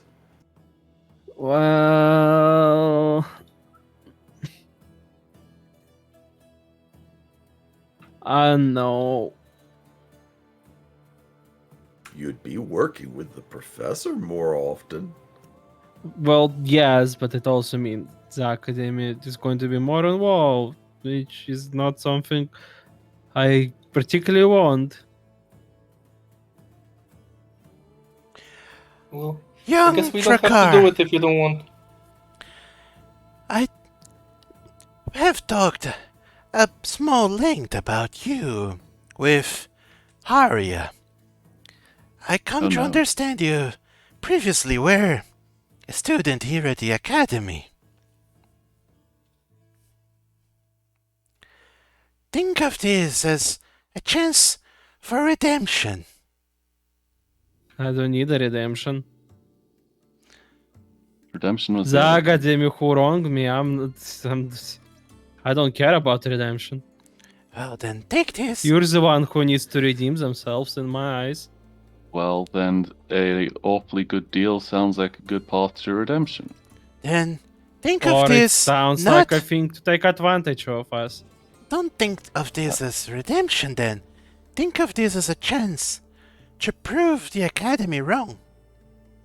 And now you. I can do it without academy being involved in my business. Well, We will discuss this and get back to you. well, of course. Of course. We can always vote. I cannot do something about every people are voting me. Huh? Or I can leave. I'm joking. Split the party permanently. Well, It's okay, we don't have to do this. whenever you figure out your minds, then just let me know. And if you do decide to work with us, I'll be more than happy to provide you with the support that the Academy can provide in your endeavors out into the field and looking more into those ruins and finding that which has been lost. Now, if you'll excuse me, it seems like you have a lot of discussion to do amongst yourselves. Haria? And Professor Arias, he just nods. Headmaster? And the old Skitravi, he just turns and starts walking back towards, well, deeper into the academy, back to his office or wherever.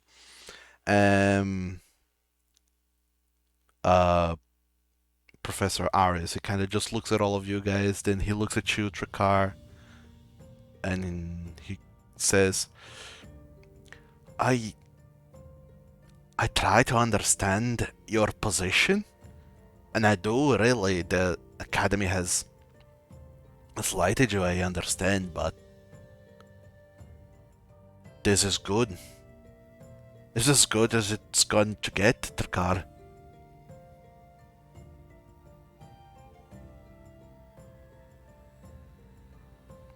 I have tried talking to the headmaster to grant more funding to pay you with proper recompense and rewards and gold and other such things, but unfortunately, he doesn't want you to be just freelancers who come and go as you please. The headmaster wants to have a deeper look into your doings, so he's willing to pay for it. But as long as there is this attachment, I'm sorry I couldn't broker a better deal. That's fine. Suppose I'll just have to go and see how it goes, and if it goes bad, I'll just dip out. But I understand what the Academy has done to you as well, so don't feel forced to do it.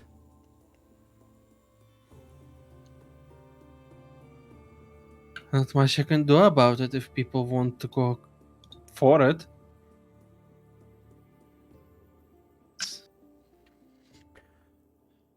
But no matter which ways this go, I would still like to, keep working with you and seeing you.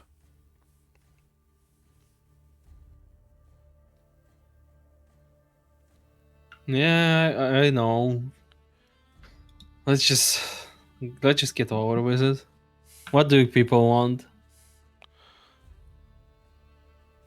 Well, I'll figure out the details with the headmaster later, but all that he told me is that he would offer you lodgings and a workshop or whatever it is that you need to procure and do your work, research, and preparations for expeditions.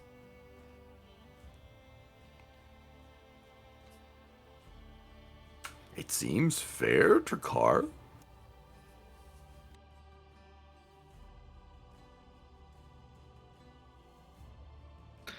But there is always a but. There is always Anyways, I thought that was what you were after.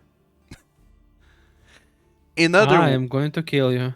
In other words, the headmaster, Harin Tioram, he's pretty much offering you guys to pay for your lodgings and provide you guys with facilities for you to do your research and preparations in for your expeditions. In other words, he's offering a bastion for you guys. Yup.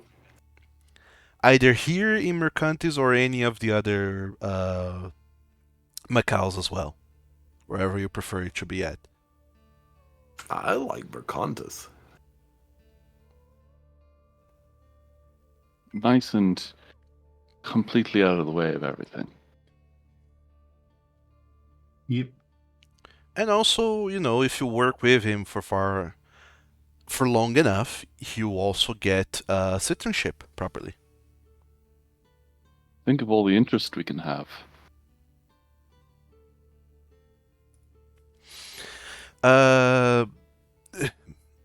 Basil, you have been gone for a while. You missed a bunch of exposition. Sorry.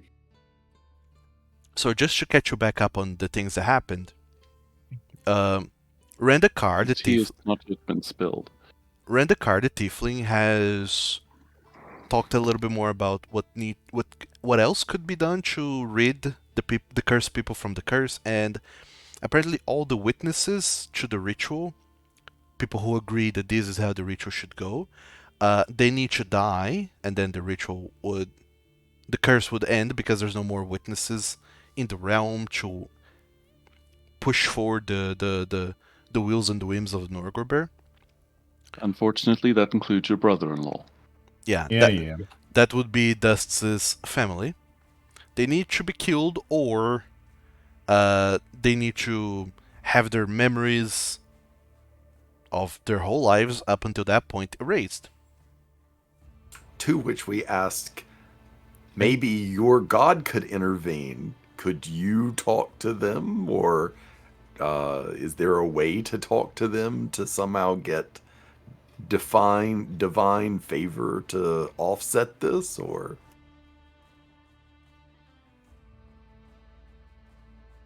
Yeah, about your god. That Mine? you never talk about. They don't have a god. He doesn't have a god. You don't have one? I thought Yeah. all paladins had one. That's I where you're think wrong. I think they just need conviction or something. Yeah. I see. Yeah, paladins don't have a god, they have an oath that they vow to uphold. You have a big oomph, but no god. We've yet to figure out how they get spells before they have an oath. A big oomph in the sky, you see. Don't think about that. Oh, we don't. In any case, then we got introduced to the headmaster of the academy, who pretty much old Skitravi man who is the lord of House Tioram, said, "Hey, if you work with me in the bastions, I'll provide for you and disclose all of your findings exclusively with us. And we don't really pay you, but we give you bastions to work into and with. Do that for long enough, and I'll grant you citizenship." Ooh. House Furum was what specifically again? They're That's the Guild of Scribes, Hmm. yeah. the They're the academics. nerd guild. And Guild of nerds. not only that, you do know, based on the surnames of people, Rendikar doesn't have a surname, but his full name is Rendikar Antioram, which means he's a ward that has been taken in by House Tioram to serve and work with them, as has Professor Aris, his name being Haria Aris Antioram. He's also a ward that's been taken by House Tioram, granted citizenship, and now works for them. Yeah. Just think, you'll just have to marry him and have him take your loss. Oh, wait. How are we feeling about this offer group? Drakkar I is think it's vehemently okay. opposed. Because of backstory reasons, we Mhm. suspect. Either that or he's just being prickly for fun, but Probably backstory then. Okay. Yeah, Narol, once everyone all the other NPCs disperse, Narol, he looks at you guys and says, "That Rendikar guy, he seemed like he was shooting daggers with his eyes at you, Drakkar." Yeah, I was going to ask about that.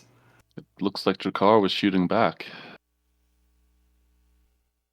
I didn't want to get caught in the crossfire.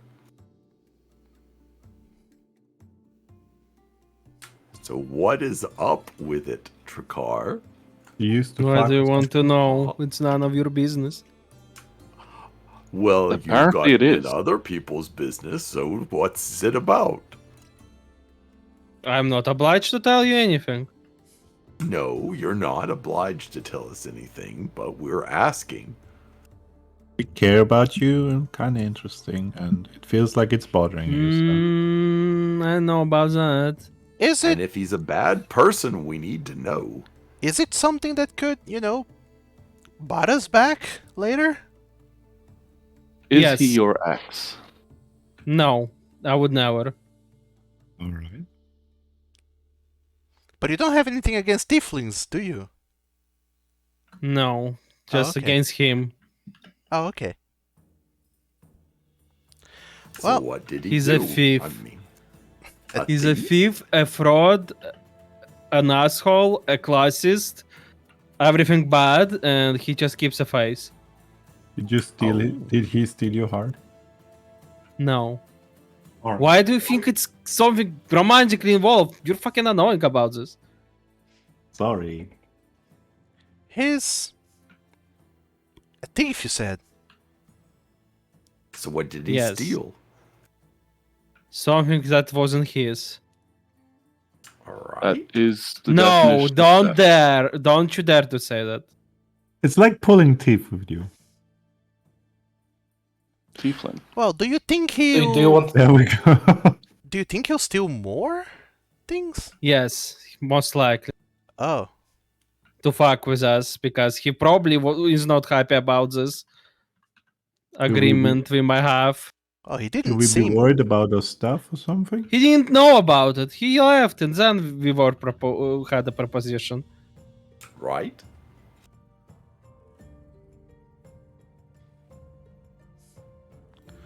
Well, Do you want to get back on him somehow? I can rough him up. No need. Then we're out of this deal.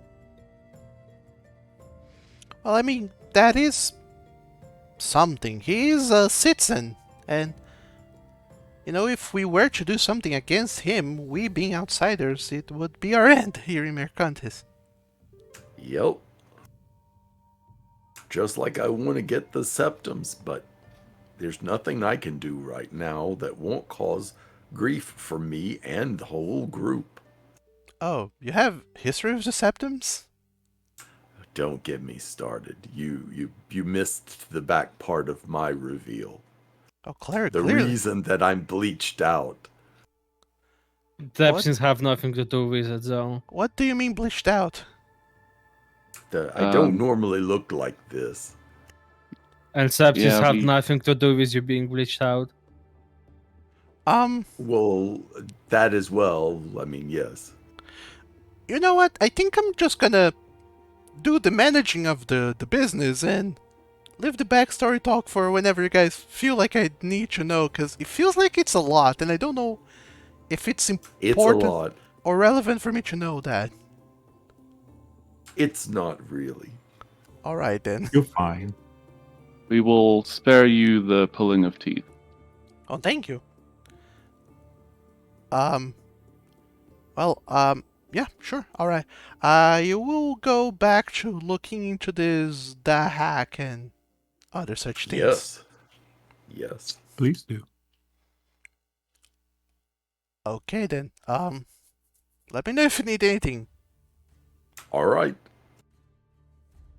And with that, Nerol is also gone, so now it's just the 5 of you left, and the time for classes trend is fast approaching, at which point you'll be able to go to the arena, unless you have something else you'd like to discuss, since you have the opportunity and time now.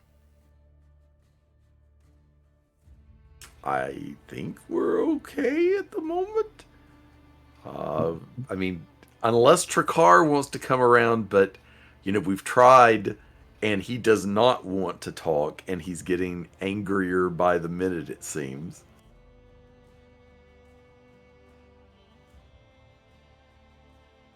Just tell us at some point, not now, okay?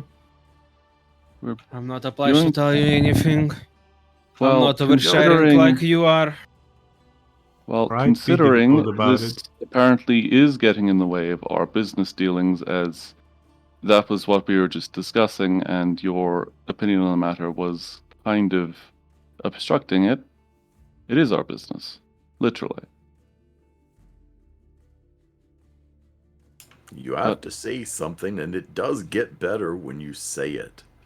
I'm glad that you helped me out, Trakar. Now, You don't sound like it because you were antsy about it and still I are. was antsy about it, and I still am antsy about it. So you cannot say that you are not, then you're just lying. But I think that it is better because of it being said.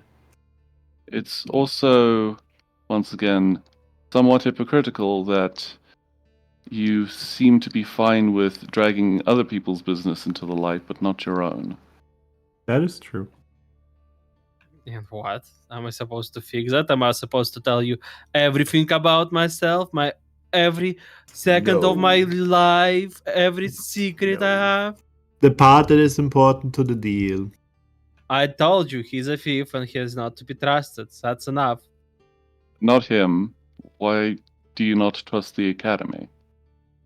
Because they covered the thief. Because they protected Really? the thief. Was that the reason why you left the Academy in the first place? Yes. One of the reasons. Would you like us to stop working with the academy? We haven't even started.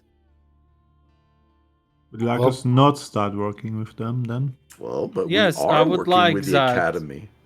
I would like But- that, but it's not solely my decision. It Well, would we also have been mean selling. that We have been selling the magic items to them all this time. Yes, but they want us officially to be under their wing. Something, Well- blah blah blah. Well, what was the plan that you're going to get citizenship through then?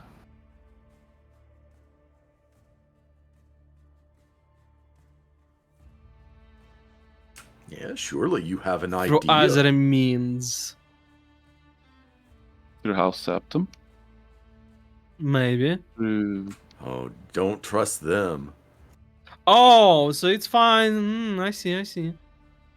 No, I just said don't trust them. I didn't say you couldn't do it. I mean, he did sign up a bank account with them without a fuss. Which is sort of Well, functionally the same thing here. I know Well, no, what has no, to be done it's not for the us to same get at all. ahead. Well, the thing we were doing before was fine. But Okay, evidently I'm gonna go. we can't I'm do gonna it. go wait at the arena.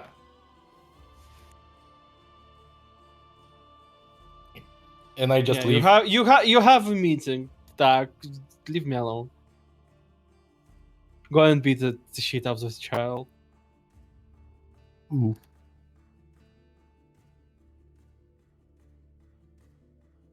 And Tack just silently turns around and walks away. Sure. Along with Dust, Tack, you go over and kind of sensing that you're leaving and that the time for classes is over, you kind of just hear out of the corner of your ear Shane talking to Shala. Hold on, sister, I gotta go. I have 100 gold to get. Shala, you just hear her complaining a little bit, like, "Oh, not this again." And they start ruffling through their stuff, putting them in their bags, so they can go after you towards the arena as well. And lo and behold, a short while later, all of you are at the arena. I mean, I assume all of you are going? Guess. I'm going I with a kinda bad have to mood, be there. yes. Dropping this subject seems to work, and I want to watch what happens. Yep, same. Alright. It's fine. Much like Chakar, we can go behind his back and start talking to the other people involved about it. And I'm sure they'll give us an honest account of things. Do you say that out loud? Yes. Ooh. Spicy. Yes. Who you're going to talk to then? People who protected the thief and believe the thief, or a thief? Well, I'm sure I they'll have tell no you an honest thing. Yeah, no. Well, they'll tell me more than you will. I don't even know if he actually is a thief. Because you're not giving me details. You're being too fucking pushy about it. Don't you think so? Do I get into your nose? Do I ask why you cried on the floor in the dungeon? You No. could have. I don't, because I see you hurt. I see you don't want to talk about this, but you pushing the fucking limit here. Well, I will tell you details if you ask. Yeah, you could have asked. It could have helped him work through it, honestly. I Yes, also but would... not then and I would- there when the wound is reopened. Well... I Let's was just going talk about to... it later, okay? Later. I was going Later. to suggest that, but whatever. Alright. Let's Later. not get into a fight. Tack has to get into one, actually. Let's not get into a Yes. fight. We have a fight to watch. Yeah, Yes, we exactly. can talk about whatever you want to talk about later. Agreed? I'll take silence as a yes. Sure. Alright. And we go do the thing. When you get Arena. when you get to the arena, it's the arena is sort of kind of going. There's like a it's Wednesday, and as you know, Tack and Dust, Wednesday is the days when the arena is hosting official events, as it turns out. But not during the day, because partially it would be like kind of mean to have all these athletes competing in the sun in the summer. Sure. So most events happen like in the late afternoon, in the evening, early evening, when the sun is setting, and there's some deliciousness that can happen. But some people don't care. They have had events going on in the afternoon, midday sun as well for those who are far too reckless and just want to prove themselves. So this is the day when the arena is kind of packed with people who come just to watch the entertainment, both on Wednesdays and weekends. So All right. there are people in the arena and a lot of people who are just going in to watch what's going on before the official events begin. They're just whoever wants to go in and show their prowess or whatever can also do that. So this time it's not just the arena is open and people are practicing. The arena is open, but people are watching. Got it. And you arrive there just in time, and there's a clerk at the door. So many clerks everywhere. I know. Clerks everywhere, and not a page to file.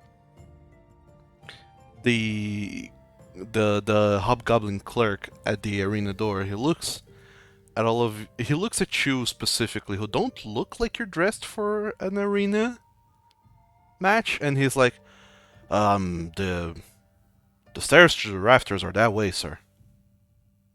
No, I'm fighting today. He sizes you up and down again. Well, alright. Who are you fighting? Big noodly arms. I'm fighting my ward Shane. It's we're having basically a honors duel. I don't need to know the reason, I just need to know the names. Oh, just Tack and Shane. Thank you. Stormpot. Tack and Shane. Right? That's it. You might recognize us from a few weeks ago. Not really. A lot of people come through here. Yeah. A lot of people come through here. He would recognize regulars at the arena, but not you guys. He looks at all the rest of you guys who are also kind of interjecting into this conversation. He says, "So it's just Tack and Shane. None of you else are partaking in this, right?" Nope. We're watching the disappointment occur. Are you going to just watch then? We can throw rocks if you want, but I don't know. Well, we disapprove of rock throwing, but we do approve of rotten eggs and fruit throwing, if you have any. If you don't, in any case, for those of you who are watching, the stairs to the rafters are that direction, and you can find fresh rotten eggs and fruits vendors at the rafters as well, at the stands. Fresh and rotten. Fresh rotten food vendors. Perfect. Precisely. Well, thank you, good sir. We'll be on the way. And I wave at Tack. And Shane, I guess, too. Well, I look at Shane and I say, Shane, are you sure you want to go through with this? Shane, he just looks up at you, like really up at you, and like, hell yeah, I am ready. All right. I'm not going to hold back on you. Alright, I'm not gonna hold back on you either, old man. He is spare the dying, and he's not afraid to use it. Actually, I don't think he does. Look for the orcish ferocity. So That's a thing in the system. it is. Yep, it is. Works almost the same way. The Oh, clerk then he just kind of beckons you to go into the arena. He's like, there's no matches going on currently, just some show-offs. So yeah, All right. you should be good. You're Sounds next good. then. Go on in. All right. Get his ass! And all of you guys make your way to the arena. Those of you who are watching on the stands and those of you who are in the arena fighting. Deep down in the thick of it, in the arena itself, lo and behold.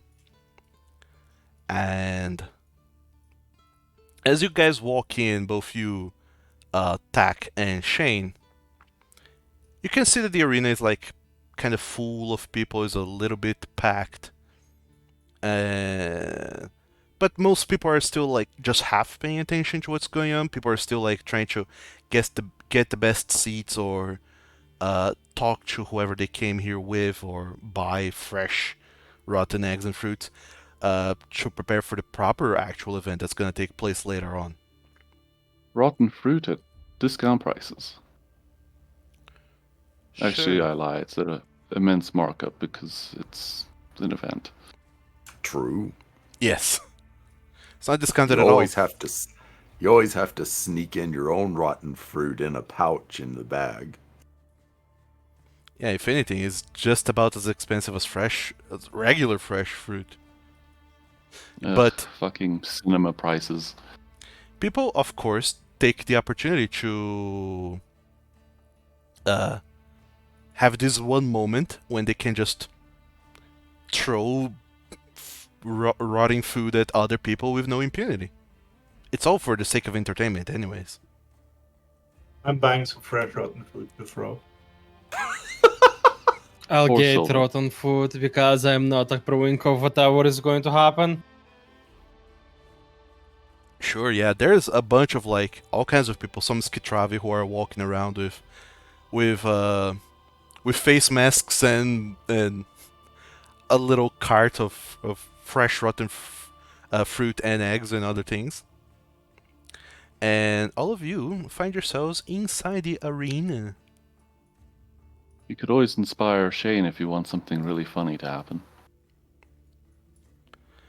So No, the arena is I rather don't like what's going on, but I'm not going to help either of them. the arena is rather large, and from where you are in the stands, it's kind of even hard to see Tack. Shane. Tack is easier to see because he's big. But yeah, it's a little bit far, but you can get a good look at the action, mostly because there's no one else here. There's just like some people who are kind of still in the corner crawling away after some previous hours/rounds of combat you have not been here to witness, and some people still licking their wounds, some people kind of crawling back into the inner area where the warriors and athletes are preparing for whatever. And as you guys come in, someone out there announces with a loud booming voice, "And for now, a new showdown going on between Tack and Shane. Ready your foods, ready your bets. They're here to settle it out at the Eternal Sun Arena." And there's like a couple half-hearted claps that can be heard like in the distance. Whatever is Tack concentrating on? Mage armor? No? That's not a concentration spell. Oh, then I don't know. I guess it's from before, and Yeah. we just didn't take it off. Remove it from yourself, mister. I am. That's the Oh, it's concentration. the tech magic. Yeah, the There we effects go. in your tab. There we go. So Shane gets there and he's just like really cracking his fists and everything else, and he's kind of pacing back and forth a little bit. Just thinking, so, how's it gonna be? What are you gonna do? You'll have to see. Well then, Be- come on, old man. I'm ready. So, It would be so funny if you non-lethally crit him and he dies. alright. Tack, Yes, sir. I need you to roll some delicious initiative. All right.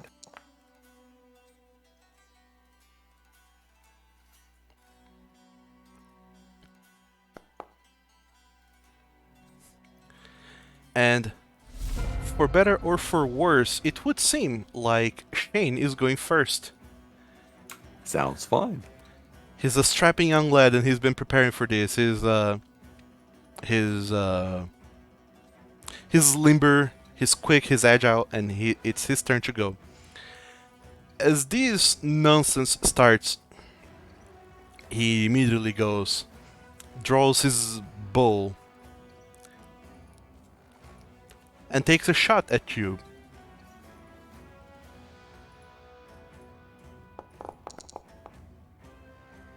Oh no.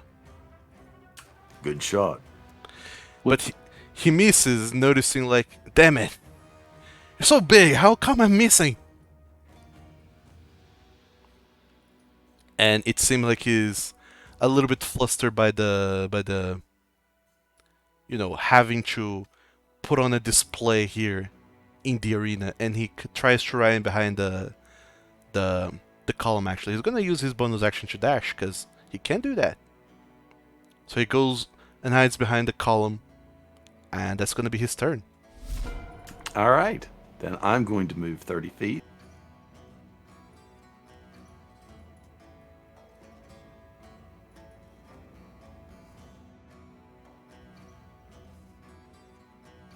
That's way more than 30.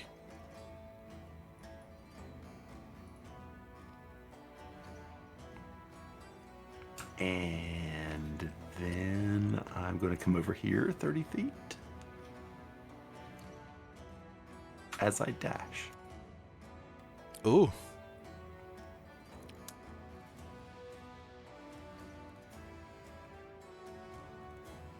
Ah, good. Now they're All both right. within sight. Wonderful. Yep. Wait, you didn't have That's sight my before? turn. Yeah, he was attack behind was- the Attack was pillar. behind a column. Ah. Shane So- knows fine. Why are we approving this? I'm going to ask our party while we watch this.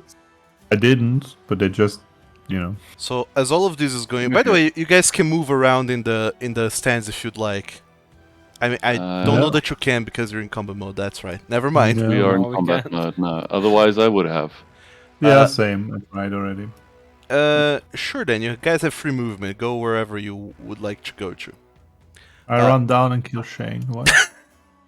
Except I that. ran down and killed Basil. Don't do that. All right, sorry. But I'm just gonna do nonsense to get some fog of war going. I would like, nonetheless, all of you who are in the stands, so Atticus, Basil, Dust, Trakar, all to give me a perception check. DC 15. Oh no, this is how it Uh, starts. A perceived perception check. Oh, well, here we go.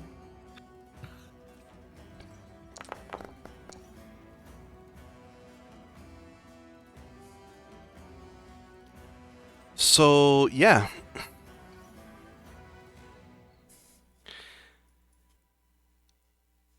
You guys are just paying attention to what's coming down in the arena as you see Shane dashing out of the column and releasing another arrow attack, trying to, get him. Yeah, he does. Yeah. Good in Do you, you see Shane. my result? Do you see my result? Good. I cannot see it. I do 16. So Okay, yeah. that's a success for you. And Shane hits you, attack Stormpaw, with a critical hit. He does. So you suffer 11 points of damage. And now our wizard dies. Right? I go, oh! And he... and Shane runs behind another pillar, trying to stay hidden from you as he keeps this duck and dodge technique. However, Trakar, you see movement in the stands. You see that whereas before people were not paying attention, now there's someone that seems to be paying attention. And you see that this person is paying very close attention to tack. And It's Shala. Dust, Nope, it's a septum person.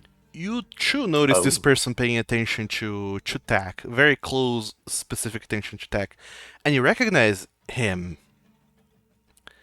A Skitravi in very fine clothes, a noble of the city, the lord of House Septim, Maximus, is on the stands, on the blue side of the stands, And you didn't notice him before. He has been there this whole time, but now he's actually paying attention, and you see, even from this distance, like all the way across from the arena, you see a look of recognition in his eyes as he notices Tax Stormpole. This white Where mole. is he?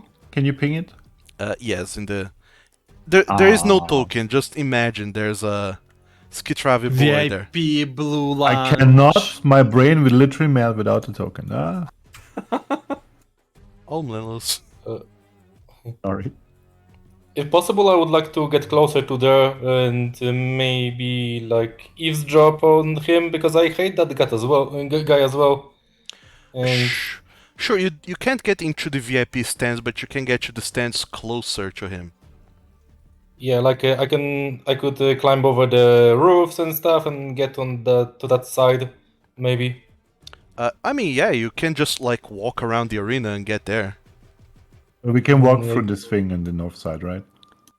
Yeah, I mean, There are stairs there, so yeah, there are stairs. You're all staying within the arena, so as far as that's concerned, you can just walk around, no problem. we can. There's a wall. Help. There shouldn't be a wall, don't think. It says I can. Yeah. Okay. Like this. Don't I mind guess. me. Ah, yeah, there is a... Well, yeah, you can go over the arena. I'm gonna consider that you guys are staying there in the stands anyways. Unless you're I see. explicitly I see saying... dust.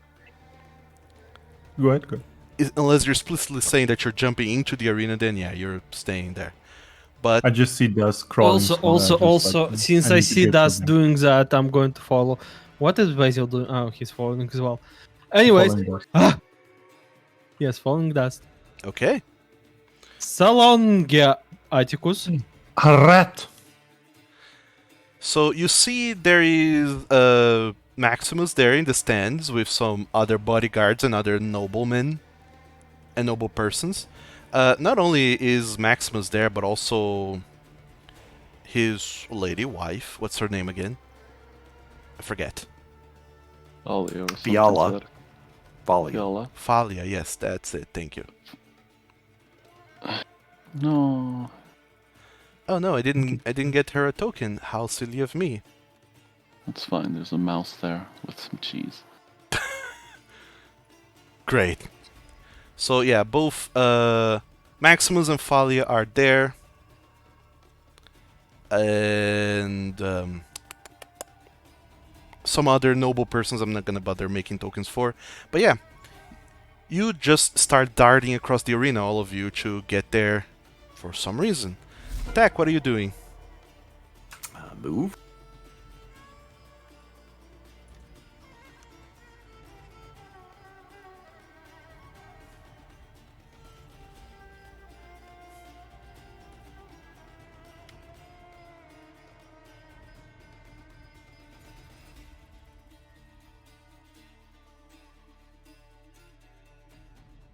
Whole person.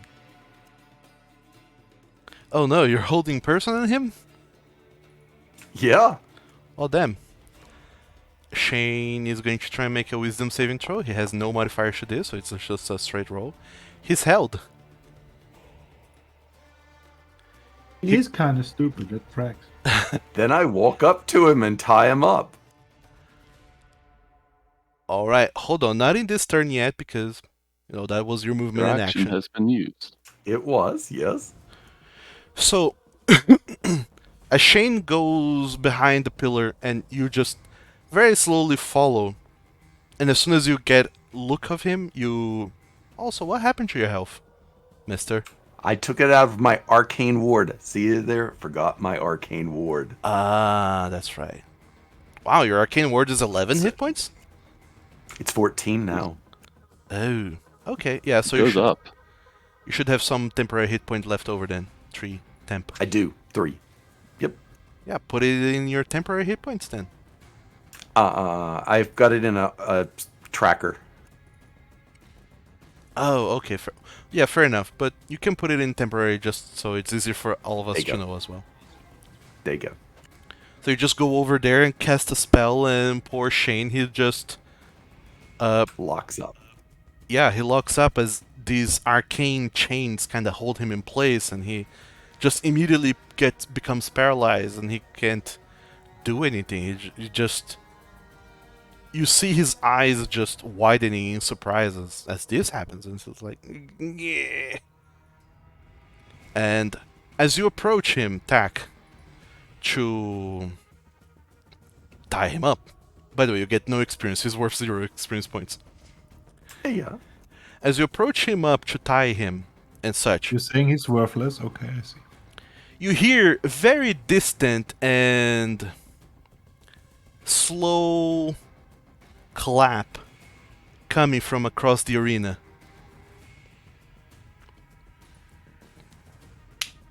Okay.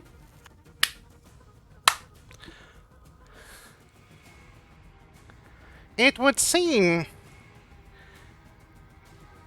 I was not clear before when I so graciously gave you permission to leave the arena forever with just your ego bruised. Tack, Stormpaw. You immediately recognize the voice that sends shivers down your spine. Does. This is a personal matter, Septum. You have the whole of the deserts should attend to your personal matters. I told you. Not at the arena. You're not welcome back. And I was willing to let you peruse around in Mercantis, do as you please. But you had to deceive me and come back to the arena. Unhand the poor boy.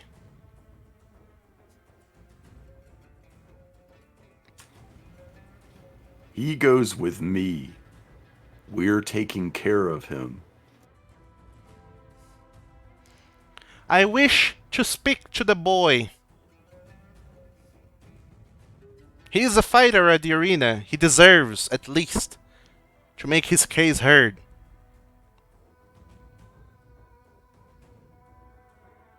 All right.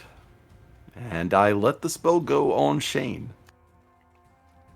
Alright. You drop concentration on hold person. Shane is no longer held. And as soon as the hold person fades on him and he kind of tumbles back to his feet, you just hear the voice. Come, young man, to the center of the arena. I wish to inspect you and see who you truly are. You too, Tack. Make yourself seen. And I walk over with Shane. And you see that Shane, he is kind of looking down and looking a little bit angry. He knows that he just lost 100 gold pieces. But there is some nobleman talking to him. This is something that never happens, really. And you sense that he kind of just wants to leave the arena and just be done with it, but something compels him to stay. The curiosity of what is going on. And Maximus, he looks up at you, well, sizes you up and down, Tack, then Shane, and he says, Young man, it would seem, if my reports are right, that you're the ward of this Tack. I don't know what circumstances have led the person who's supposed to take care of you to try and take you down in the arena, publicly for all to see. But why don't you come and work for me instead? I would never treat a ward of mine like that. And I might even give you a chance to prove yourself, if that is indeed what I heard that you want to be doing with your life. What say you? Shane, was it? Don't pay mind to them, losers of the arena. Come work for me, and I'll give you a training and everything else you could wish for. And Shane, that is right there by your side, Tack, he kind of looks at you, unsure of what to do. This is an amazing proposal for him. Don't do it, Shane. Stay with the academy. Very least, it's not him, but I can't say anything to him because he's not next to me. And Shane, he looks up at you, Tack. There's a little, you can see a little anger in his face as he looks up at you and then back at Maximus. I'll need you, Tack Stormpaw, to give me a persuasion check. Persuasion. Yeah, I'll call this a DC 15.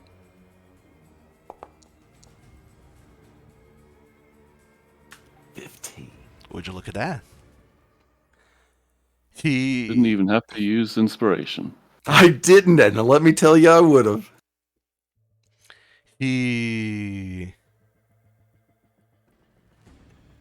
There's something that comes across Shane, and it's almost like he can read you, and he sees your voice. It's not menacing. It's not. Your voice is not reprimanding him. Your voice is cautioning him. There's almost like fear in the way that you say this, and he catches on to this, and he genuinely believes you. And he looks up at you and says, "All right then. I will have the money." All right. All right then, deal. And he looks up at the stands. "Yo! Septum, is it? I'm not going. This guy here, he's vowed to take care of me. He vowed it to my dad as he was killing him, so I'm staying with him." What the fuck? Oh my god. Didn't need to. Okay. That's not He's a quite true, but teenager. sure. That's not true at all, but sure. I mean, Well, some of it is true. in his mind, he thinks he's being great. This is his rockstar moment. I mean, he wasn't even there. He might think that what happened. I'm killing you to take your kids. Bye.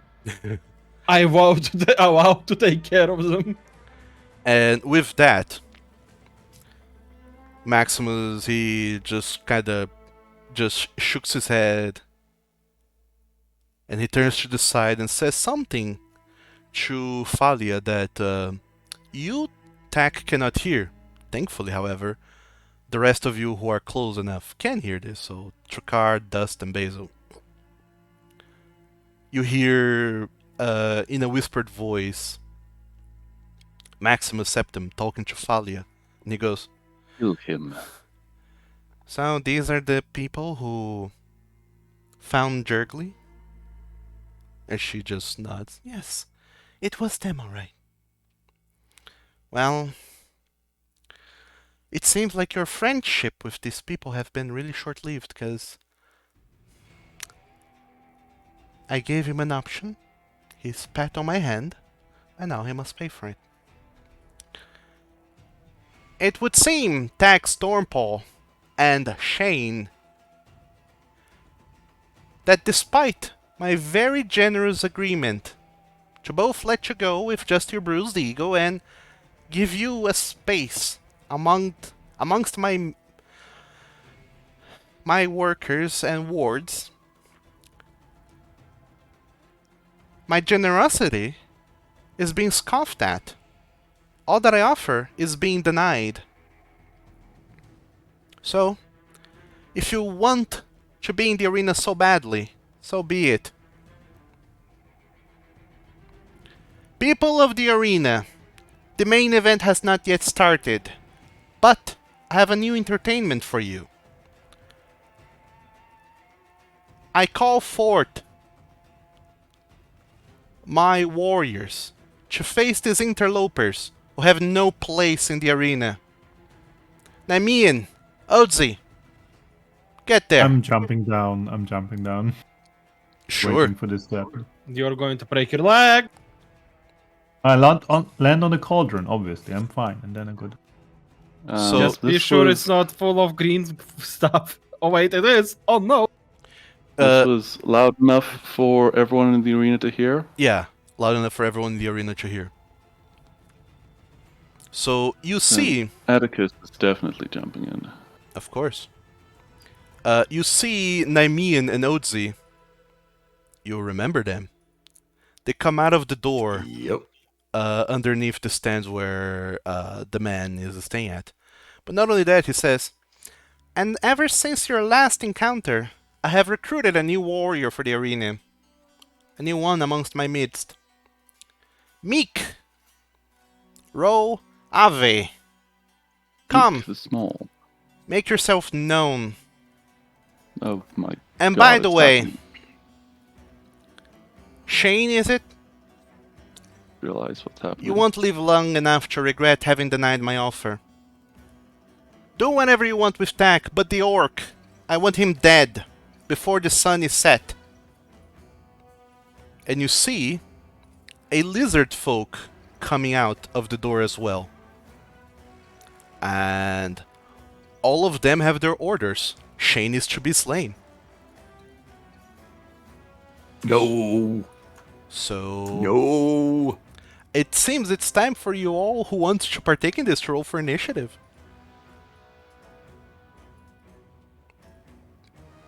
Can Yes. So point at the two at the stand and just yell, "Dust, kill him!" I jump at his throat If you to want, take him as You're a not hostage. even there. if you want Oh, to wait. be, if you want to directly attack citizens of Mercantis, members of a noble house, amongst all these witnesses, then sure, you Yeah, I forgot. I mean, I'm joking. I'm joking. be my guest. Okay, I stumble after the first step then. Are you like shouting, I'm joking? I'll I just hold didn't out do your it. hand when you try to lash out and I'm like, no. That's no. Bad Bad. kitty. Bap. So how far do I get before combat starts? Do I get all the way towards them or not? You get like 30 feet away from the stands, so measure 30 feet away from the walls, and that's how far you can get before all of this happens. From where I started, I assume, right? Yeah, from where you started. Put me there, Chief. I can't move. Oh, sorry. Yep. And pause the Name is game. housed. Basil and Trakar, if you guys want to jump down and be part of this as well, you can do so. I have would odd like- ideas in my mind. Go ahead, Dust. So, what did you say? Go ahead. I'm giving you your first your opportunity to do something. Okay. Well, I would like to roll for initiative, and I have enough speed to do one dynamic entry from there anyway. Just a question, since we know this was gonna happen. He had his long speech. Could I have used a shield of faith for myself before combat? Sure, yeah. All right. So you shield of fated yourself. Yeah. Dust, you wanted to be down? What was it? I'm still on the top, but when my turn starts, I'll act in battle. Oh, okay. I'll get there when the. And Trakar, you're part of this as well, right? I'm not jumping down yet. Okay, well, but you can roll for initiative nonetheless. So we know where you stand in. I guess I will then. Also, drag the effect on me. It's Oh. gonna go. Yes. You ho. So Basil, you're a I'm shield not of going to fated. jump down. Get the guy's initiative. So You just wait as the first person. There we go. Trakar, you get to lead the charge or do whatever it is that needs to be done here. What is it that you're doing? I assume since they're nobles, there is a garden here. Yeah, the whole area is guarded. They are not paying attention to the stands. but there are guards. How would I be able to slink in by and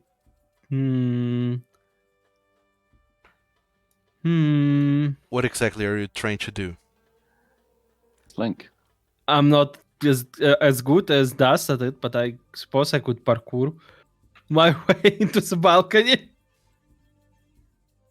Do you want me to boost you up? You can ready an action or something. Up piece, up piece. Nah. I'm thinking because if I try to climb here, the guard is who's standing on the stairs is probably watching the way onto the arena. So he will see me just sliding onto the fucking wall and be like, Well, Bob, But what is the end goal? What do you want to get there to do? I want to get into the VIP place? balcony and get all cozy and personal with him. Oh, I create a. No, Well, I mean, if I you join. if you want to, kind of get there without anyone noticing that you're not supposed to be there, I suppose you can give me a performance check. I'll call it a difficulty 20, because the VIP stands you're not supposed to be there. Time to put my best passing as a noble act on, I guess. Sure.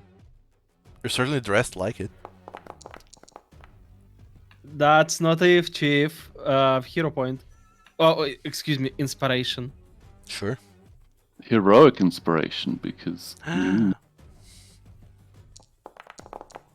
they felt like distinguishing That's things. it, chief.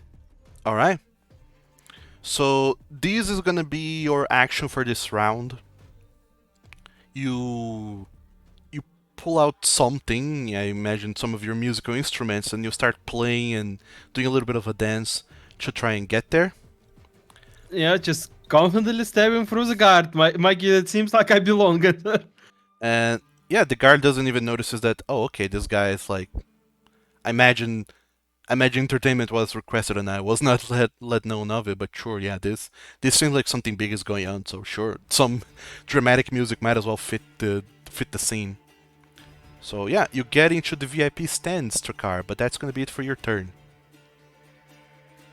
Can you get me there because there's a wall? Oh sure, sorry. Oh my god, I've seen things I'm not supposed to see because I'm inside the walls. I'm inside your walls. As in, I see those people that I'm not supposed to see because of the vision. But okay, whatever. Yeah, yeah. these are the peoples that have been called out to come and attack. So Trakar, They're standing out in the open behind a pole. That's gonna be your turn then. You're in the rafters, and next turn you can do something as part of that. Okay? Mm-hmm. Dust, what are you doing? I would like to jump over this column here and towards the rat guy Nimhian. That seems to be 40 feet towards him, so I should be fine, right? Even with the elevation. Yeah. You'll be absolutely, completely fine. So I get to him, and I try to drive my foot at his side or head.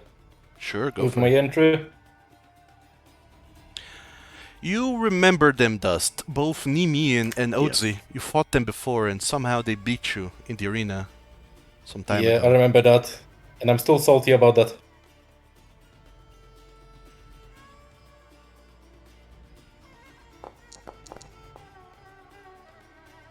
Alright, that hits. Roll for damage. Ooh, Oh boy. that's a shitload of damage. And I have multi-attack. You have what? Sorry? So, Extra I have attack. I have multi-attack now. Is it the extra attack called here? Yeah, the extra attack. Yeah. Whenever you attack, you can attack twice as part of your action. Okay, so I'm gonna do a roundabout kick. his side. Sure. It's okay. Hits again. Roll for damage. Reroll this. Mm-hmm. Roll damage again. 9, nice. And I'm gonna flurry of blow him. Okay.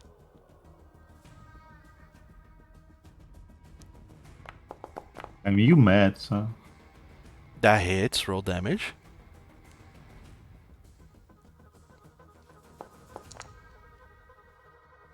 Five. All right. Dust, are you doing this lethally or non-lethally? Non-lethally this time. This time I seem much more in control. Okay, so you knock down the rat. But he got up again. Nice. Before he even has a And- chance to do anything, yeah, you're just there doing this. You still Yeah, have so- one attack remaining as part of your thing. And 10 feet of movement, that doesn't give me enough to get to anyone. No, it Yeah, doesn't. so the moment he goes unconscious, I go like, remember me? Oh, okay, too late. Yeah, he was Not looking. remembering anything, I think. He was looking towards Tack. He didn't even see who attacked him. You just kind of showed up from behind doing a double flying kick and then a punch, and you just planted his face on the gravel and the sand, and he doesn't even get back up. So that's your turn, I assume. Yes, it is. I move away, like, see, Basil, this is how it should have happened the first time. And I don't know and I what end my you're talking turn. about, but good for you. That looked therapeutic. Mm. Thank you. Atticus, you're across the arena. What are you doing?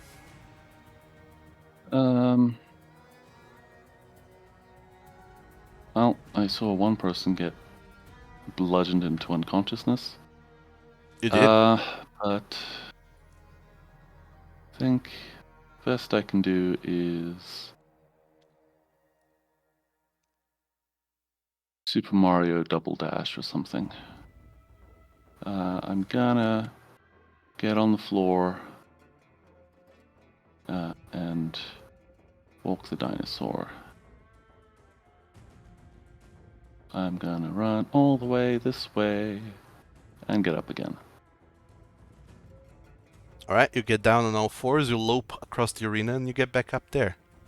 That's your Yep. turn, I assume. Mm-hmm. Basil, what do? Yes, moving. I'm thinking either here. If I move here, they can flank me. I'll stay at the statue for now, and then I'm going to try and hit the orc guy. All right. I'm gonna use my new Warhammer for it. Yeah, I think you need to leave Meek for meta. For whom? Yes, Meta. I'll do that. For whom? 17! What is wrong with you? Yeah, you miss, Basil. Can hit He again, right? Yeah, he puts up his shield and your Warhammer just hit it. And You have yeah, extra attack. as a 5th level paladin, you have an extra attack. You can try again. I'd like to reroll that shit. Okay, spend your inspiration and roll that attack again. Oh, that hits. There we go. Roll damage. 8 8 bonks. points of damage to him. Are you putting smites into this as well, or something? Yes, definitely. So I want to try this new thing. Where is it? Where is it? Oh, no, it's not a new smite. Never mind. Just regular smite then. Second level spell slot though. I wanna Okay, be so that's 3d8 points of radiant smiting that you're doing. where can I choose what spell slot I use? You don't. This is not a thing that's built into the system. You have to manually do that. I just have Divine Smite from my features, not in the spells. So that's why I'm Right. confused. Yeah, you just have to manually take off the spell slot you're Ah. using and roll the damage. All right, I'll use a second level one then. Okay. What are we talking? 3d8? 3d8, yeah. Mm.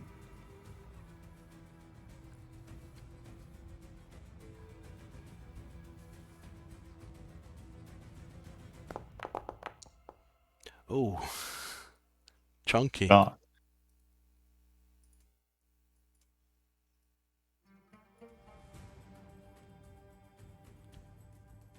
And That's my turn.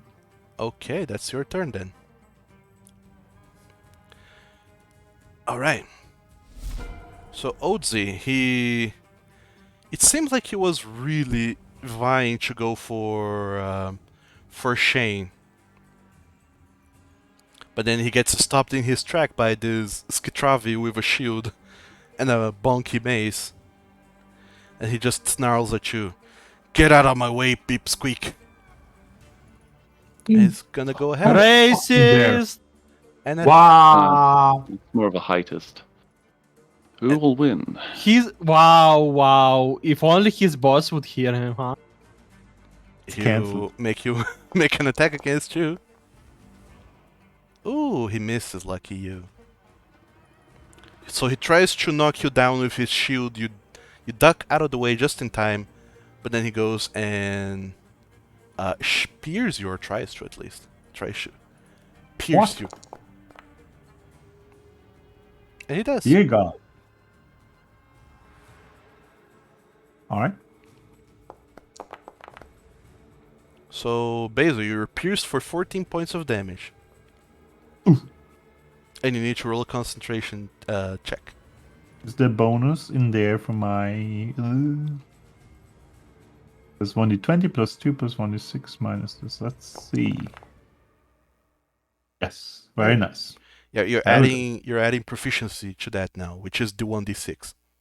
Yes. Okay, perfect. And you're rolling a little bit poorly because you're still exhausted. Oh, that's fine. That's fine. And then, as his bonus action, he's gonna use his second wind Dear God. to heal up. Ooh. He heals 14 points of damage that you cause to him, and he just shakes his head and is like, ugh, I'm not leaving the reward for Meek. And he moves. He moves behind the pillar. Not away enough to get an attack opportunity, but he does try to get a little bit closer. Just shake my maul at him. Like, if you step one more square away, I'll get you. Attack. I look at Shane and I say, Shane, this is real. You need to go hide. I'm going to turn you invisible. Go hide. Hide, but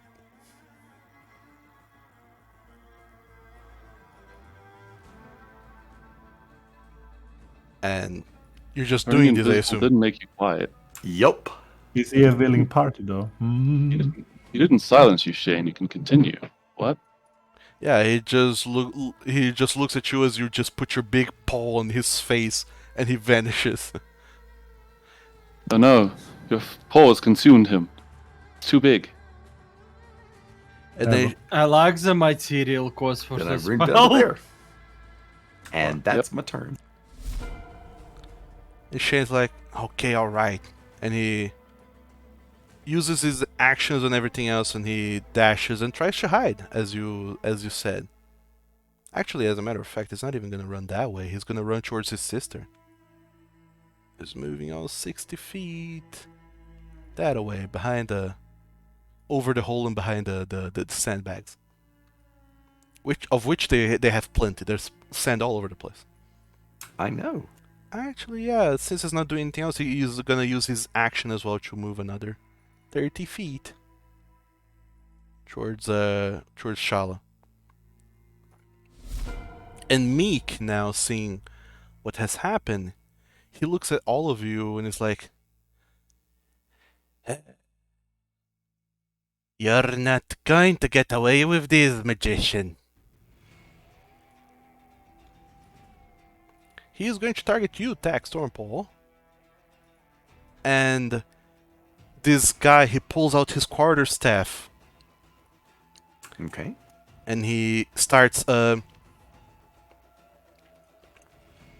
He pulls out a little scorpion from his bag, and using his staff, he kind of crushes the scorpion in his hand, and smears the crushed scorpion onto the staff, and then he points the staff towards you, which unleashes a ray of badness towards you.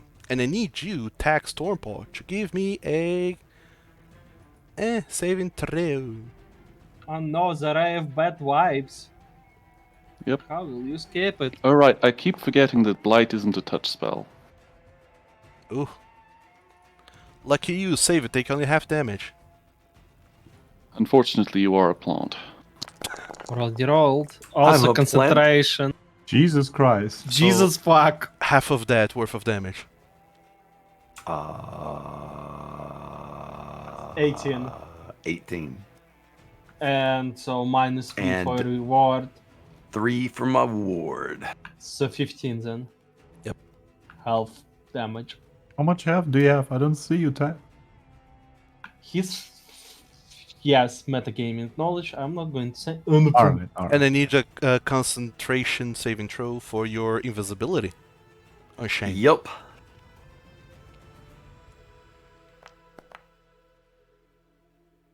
Oh, Yup. would you look at So that? close. You keep it going. Shane's is still invisible. I'm keeping it going. And the druid, he just snarls and spits on the ground. And that's gonna be his turn. Namian is just on the ground, he's like... and he coughs a little bit of blood and tries to look around, but he's absolutely knocked out of his little ratty brain. Basil, you're going first. Oh my god. Alright, we're rolling initiative. I was ready to do some bullshit. Could be fun. So I just going to whack the orc guy, I guess. Going to move. Let me see. Dust is up next, so I'll go over here. So you know, Actually, hold on. yeah. He actually does get to go before you, Why? because he has the battle readiness feature. He has advantage on initiative rolls. And since you rolled the same, I'm just gonna rule that he goes first. Dear God. Okay. So Basil, you actually go before him. After him, he goes Mm-hmm. before you. It's his turn. And seeing you still there, still trying to get around, Taking my warhammer. he's going to shoot bash you again. I said get down! And he'll hit. Give me a strength saving throw, as per the chat card. Wait, so he rolls for attack and then I need to make a throw too? That's weird. Okay. So What do you mean? you It's will not weird. you will suffer 9 points of damage, Basil. All right. And because you failed the saving throw, you are knocked prone. Oh no. And also I need you to give me a con save on that. Ooh. Keep rolling so shit on those. It's amazing. Alright, I'm prone as fuck. So, Basil, you're prone, you're no longer concentrating on Shield of Fate, you can remove the concentration and the effect on you. Yeah.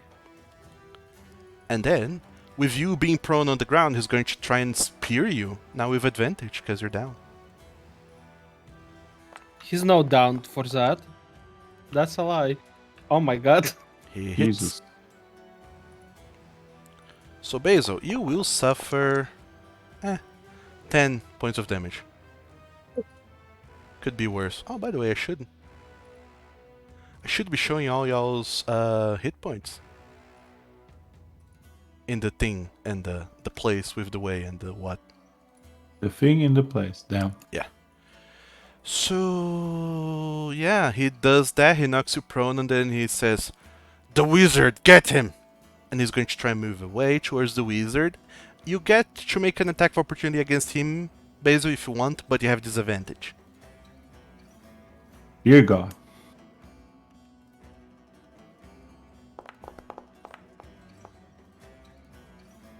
Yeah, you miss.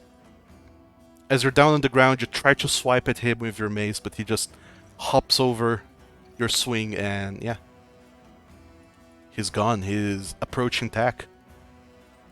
That's his turn. Basil, it's your turn. Question: do you use 3 different people for 8, or can I do the same person 3 times? What? 8 spell. Do I have to use 3 different people for that? The aid spell. Yes. Yes, it has to be different people. Oh, right. And other question: if it says moonbeam, 5-foot radius, so it has to be next to me, right? No. No, 5-foot radius is its width. Yeah. Right. You could Say bring how it down far? over the 100. range. The range, 120. the range is 120, so up to 120 you can create that area of 5-foot radius. Ah, So pretty very much nice. a 2x2 area. Okay. Yeah. And Specifically, how you much does can- it cost to stand up again? Half my movement? Yeah, half your Half movement. All Not right, an entire action. Thank God. Yeah, that was stupid. All right, I stand up, get rid of prone. And then you have 15 feet of movement left. So, just to see what's happening. All right, and he's here. Okay.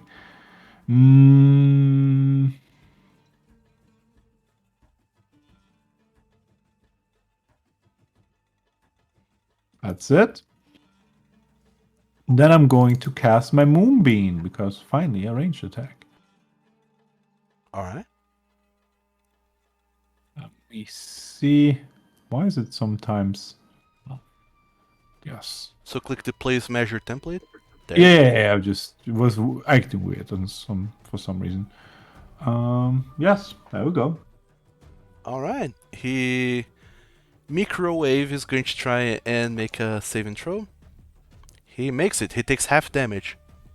Mhm. So roll damage. Microwave.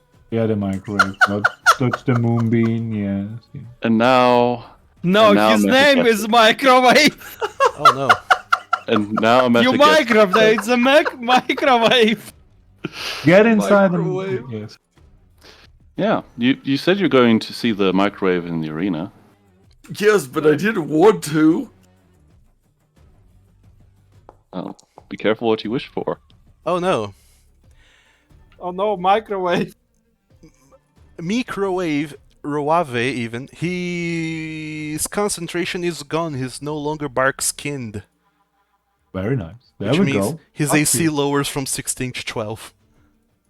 I was rooting for you, microwave. No. Shouldn't he take half damage, like 5 or something? He did.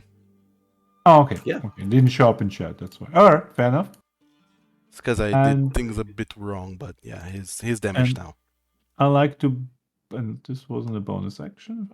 Crazy. Nope. So I like to drink a pot. Potion of healing. Alright, go for it. Not an entire pot.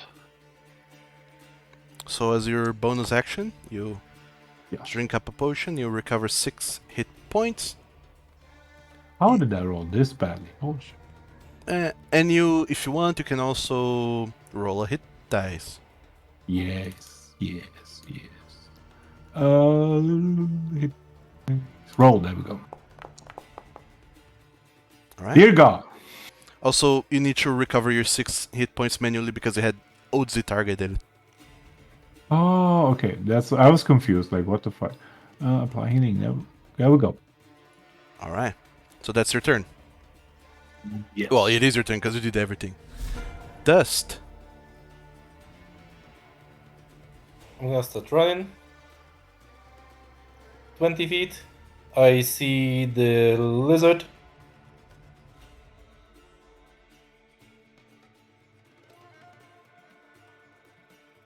I'm gonna get to the lizard and start bonking him. Alright, go for it. Into it.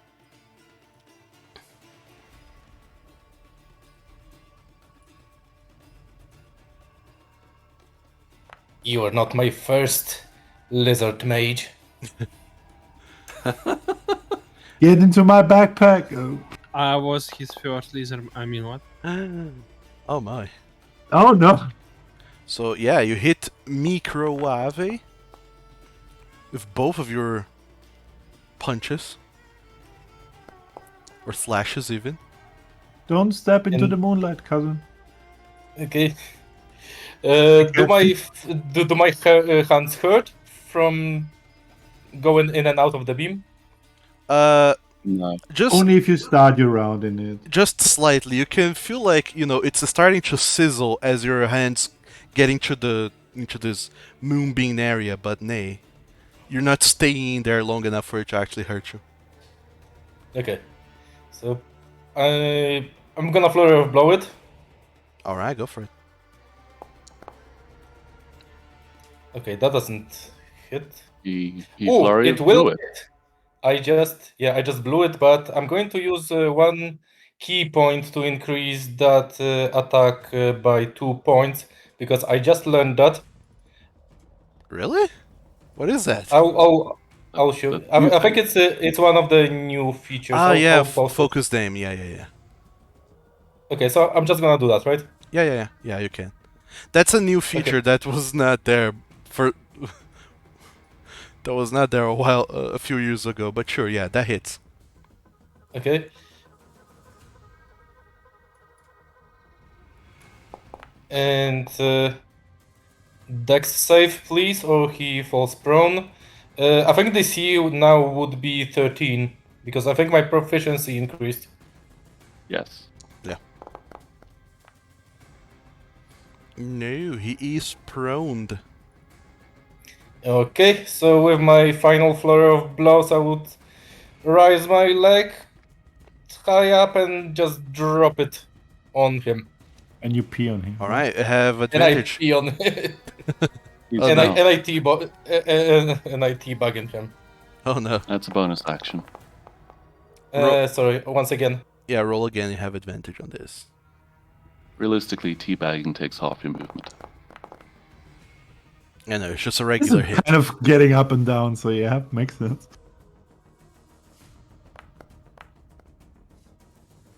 Alright, another 6 points of damage. That's a lot. Yeah. I guess. Yeah, I think there's nothing else I can do. Well, you now, can So with your last flurry of blows attack, you can try and push him into the hole. Oh, that's a hole. Yeah, Then yes, please. I think that's going to be a strength check, but let me double check. I believe it Just is. keep in mind, he will probably die. Well, who knows? It's not the okay, spike bit, never mind. But I also have a Tavern Brawler, which lets me just automatically push someone 5 feet. But let me check if it works for Flurry of Blows. If it's an armed strike, it's an armed strike. Yeah. Push. When you hit a creature with an unarmed strike, as a part of the attack action, Yeah. you can deal damage and push it push the creature 5 feet. So yeah, I just push him then. Okay. Meek Roave is pushed down into the hole.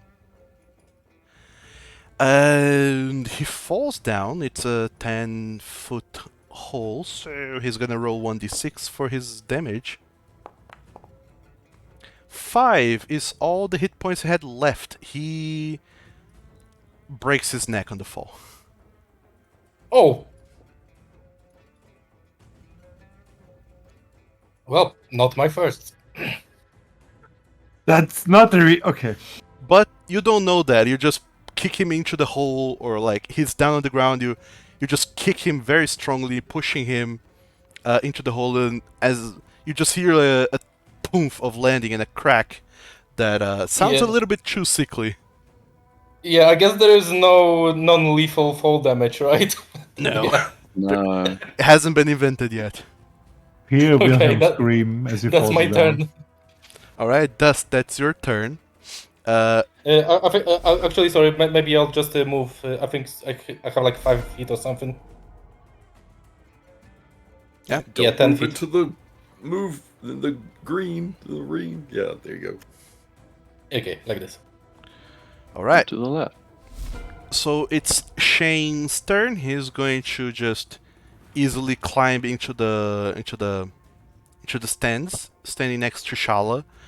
Shala, you see, she's just like shouting from the top of her lungs, "No, don't kill him!" And then Shane just goes there, grabs her hand, tells her that it's fine, and they both start running away from the arena. Good. So I'm gonna say they're gone. Wise kids. And that's his turn. Atticus. 30 feet of movement. Target. Don't get to use my new toys, unfortunately. But one of my old toys has gotten stronger.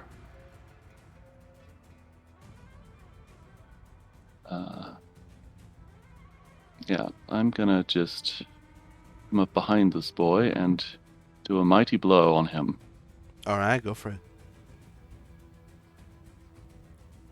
Make an attack roll. No situational bonus. I think that's enough situation. Boop. That's a critical hit, or so they say. Was that a critical hit? It was. It was a It 20. was. Excellent. We don't have Oh, Thomas the Tank Engine in this game to let us know. Truly, how can we play? But it was a crit. Excuse me. Oh, sorry. That was not nearly enough dice. The fun. So that's the dice just from your I- regular attack, right? Not quite. That was my dice from half of my mighty blow. Well, just from your regular attack is 46. You still have more to roll, right?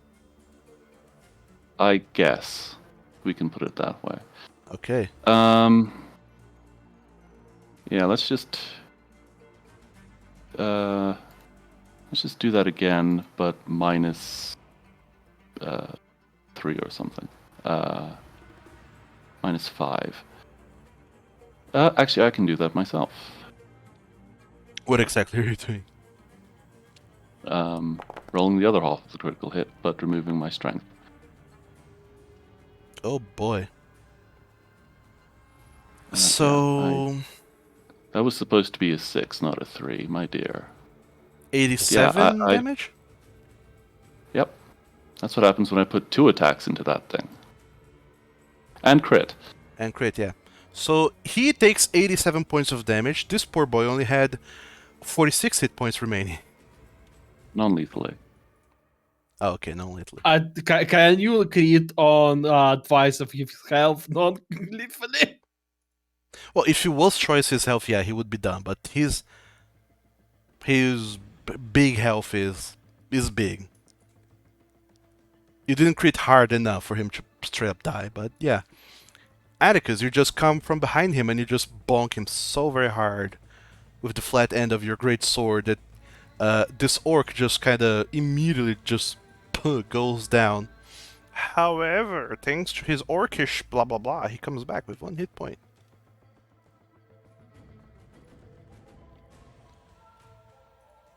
All right.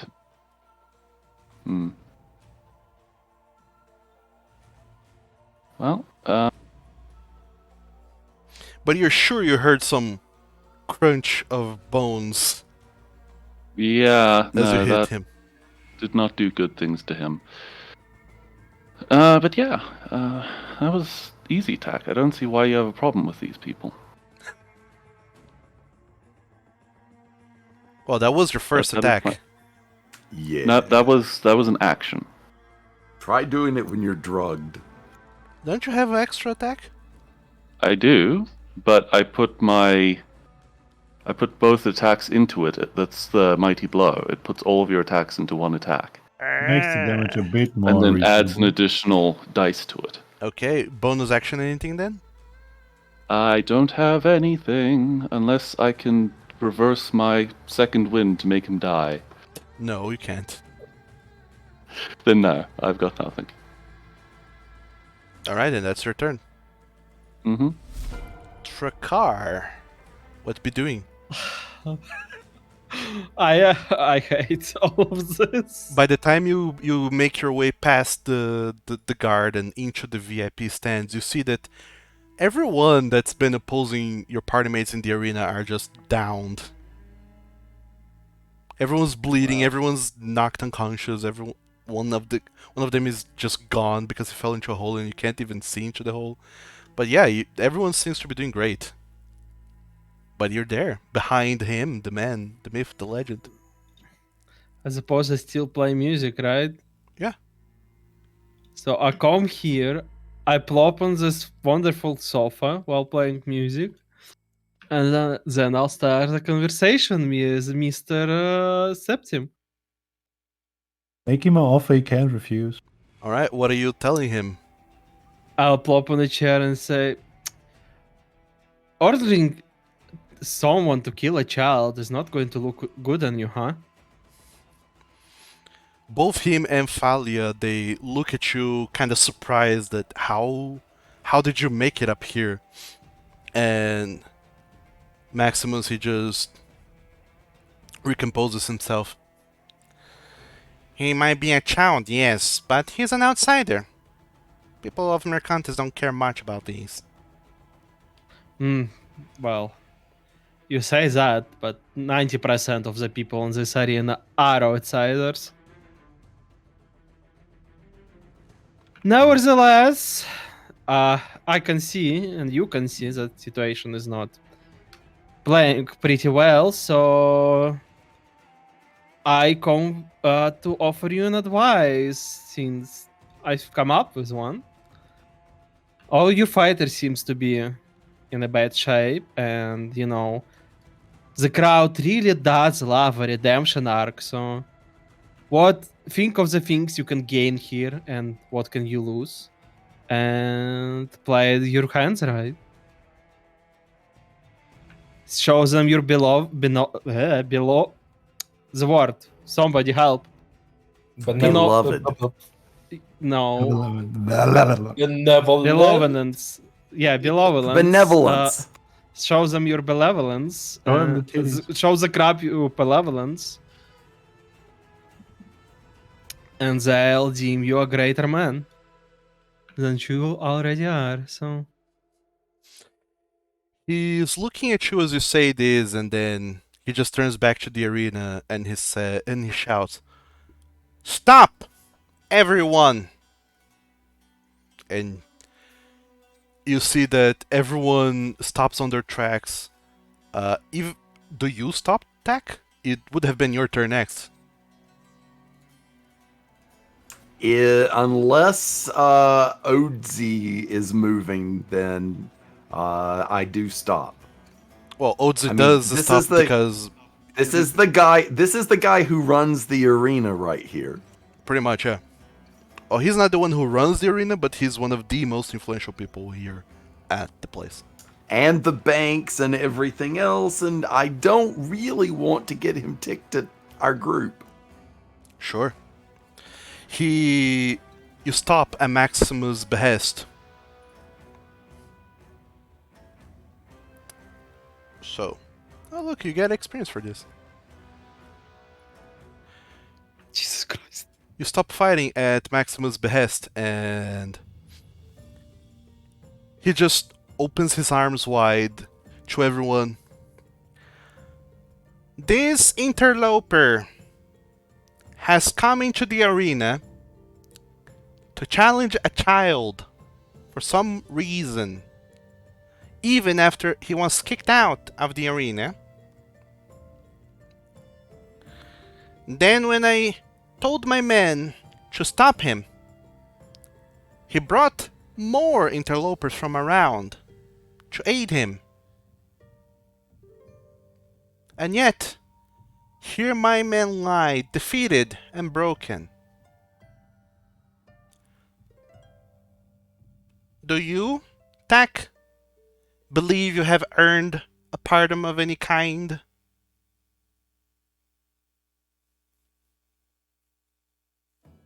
He shouts directly at you. look up at him and I say,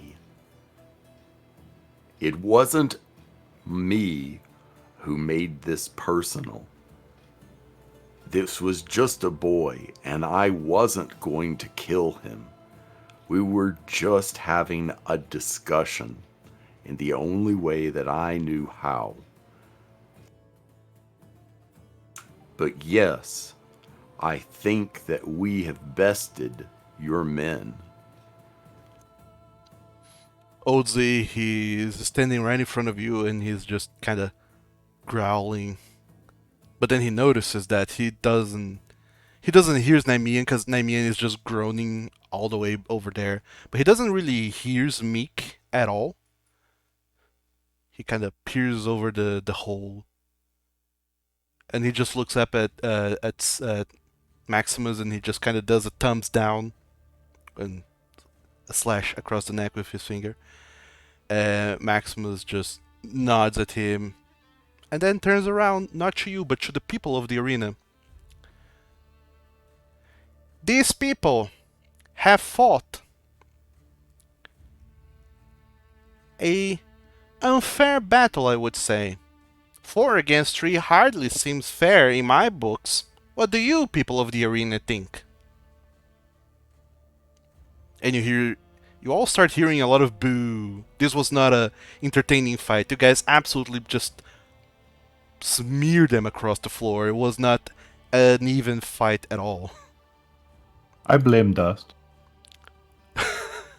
But I'll give you a chance to appeal to the crowds. You can all give me a performance check, difficulty 15. Who has the worst charisma? I need everyone to do this. Well, everyone who was in the arena fighting. Hold on, wait. So Tack, Winnable. Tack, Atticus, Dust, and Basil. Tack got a 20. I Ooh. say, who calls out to kill a child that's here? Then I go up and say, are you not entertained? We had to rush in Oh there. my god. Also, I do want to just yell. I'm sorry that it wasn't particularly entertaining. The men you sent in sucked. Oh no! That's I'm not sure about this. Remember that part you didn't want to get an Aussie bad side? Yeah. It's gone. I'm just saying. Dust, do you say anything as part of this as well, considering you rolled horribly? Meow. No. Just Yeah, no, knocked I it down the hole! I mean, Maybe he's too I busy would looking just- I down would the just- hole, realizing the yeah. implications of what he's done. well, Oh, I he don't has know yet that performance he, issues. I would just go to the hole and try to talk to the guy like good fight and offer my hand to let him out because I still don't know that he's dead. Yeah, when you go to the hole, you just see that, like, his body lays broken, his neck snapped in a very unnatural direction. He's not responding at all. He's completely Yeah, mobile. so when Well, the crowd while hasn't everyone seen is him up- yet, too. So so while everyone is appealing to the crowd, I would just say he needs a cleric. Admittedly, I think now that I've had time to brain properly, Atticus might have put on more of a phrasing of, instead of sucked, it's more like, your men were the ones that were not putting on the show. Yeah, that's fair. That's a better comment to make. And as all of you make your comments, and Dust is shouting desperately that Meek needs help, he's dead. But all of this is drowned out by everyone else shouting that, yeah, we showed you. You pitted us against your challenge and we beat your challenge, so what of it? And some of the people of the arena, they kind of seem to change their minds and they don't start cheering, but they say, yeah, Septim, what about the child? Don't kill child. Don't kill children. And someone else says, yeah, you have all the men. You could have sent a battalion. What is this shit? Where's the main event? And people just See, start could have shouting. turned out so much worse for you. Trakar says. And Yeah. I learned that. Oh, sorry. No, go ahead. Maximus, he kind of looks at you, Trakar, and says, "It would seem that, indeed, you have luck on your side. People of the arena, if you are not yet entertained, then I present to you the main event, which will begin shortly as soon as the arena is cleared. Everyone in the arena, get out. The show is over. And don't forget, this is a slight on me that I'm choosing to overlook tack and dust. But the next time you show your faces at the arena, I will not show this kindness and generosity. You've been warned."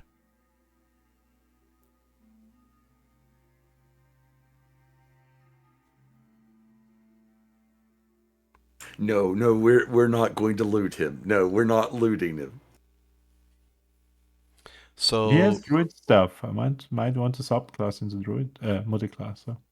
Yeah, can Not I like we can I, buy that. can I do anything for the druid? I really feel bad that he died. I move my moonbeam over the pit. I'm gonna say No!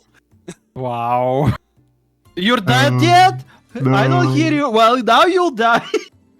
so. Tack, I'm gonna say roll a d20. If you roll 18 or higher, you can spare the die. Otherwise, no, he's dead for real. For real? Sorry. He's dead for real. You know, I looked. I did look. Give him a chance. Does he have loot? I want to know. As soon as you guys start kind of hovering over the pit, Odzi that's there, he just kind of shout and growls at you. Get out of here! Yes. Fine. Tack goes and gets out. Sure. So all of you take this opportunity, a golden chance that Trakar has built for you to, not get more men sicked upon you and also to not have the wrath of House Septim unleashed upon you all, and you guys just leave the arena. Yep. Whatever Oh, this. do I just leave without saying, well, okay, bye? I mean, are you doing anything else, Trakar? Well, before leaving, I would just bow before them too, because, I did kind of do a performance for them while talking. But do you And then do a backflip and jump into the arena before following us out? tempting, but no, that fall damage to the beach. I hear it kills people. I saw that! Sometimes. So I'll leave and sell. It was a pleasure doing business with you. Hope we'll get more opportunities in the future. He looks at you, Trakar, and he just nods. We'll see about that. And Falia, she just says, if I have more jobs or bounties, I shall send them your way. Perhaps. Oh. Perhaps. Just saying, we've doubly proved our competence. Mm-hmm.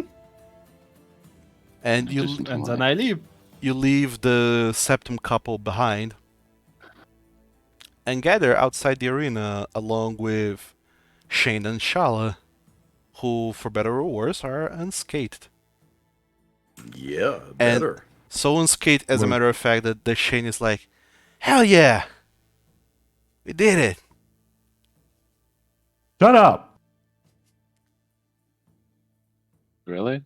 We barely got away. I nearly died. Well, I guess no more trying to make points in the arena. Yeah, I didn't know that this. I don't remember him telling me this, but I got knocked senseless at the end of that. Didn't even leave you a note. How rude. He didn't. Would be very thankful to remember this thing, because you could have just died in there. Oh, I know. I'm glad that you guys helped me. Thank you. So who the fuck did we just fight?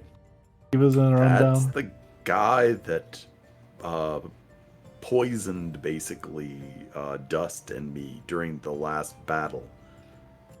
Oh, Of course, he need to use Skatravi. poison. He's nothing.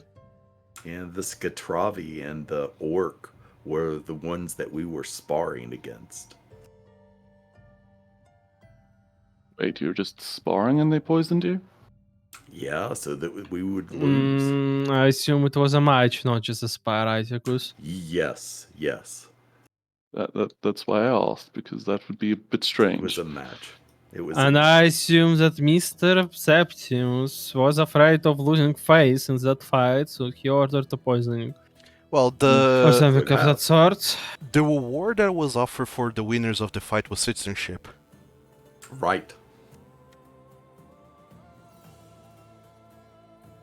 So we could have become citizens, but we lost the fight. No wonder. Anyways, But no arena I for had- us anymore. Yeah, I had no idea that they were going to, attack because of that. And Shane saying that they were going to kill Shane. I mean, Shane, I think you're reckless sometimes, but I don't think that you deserve to die because of this. I think he inherited that from you.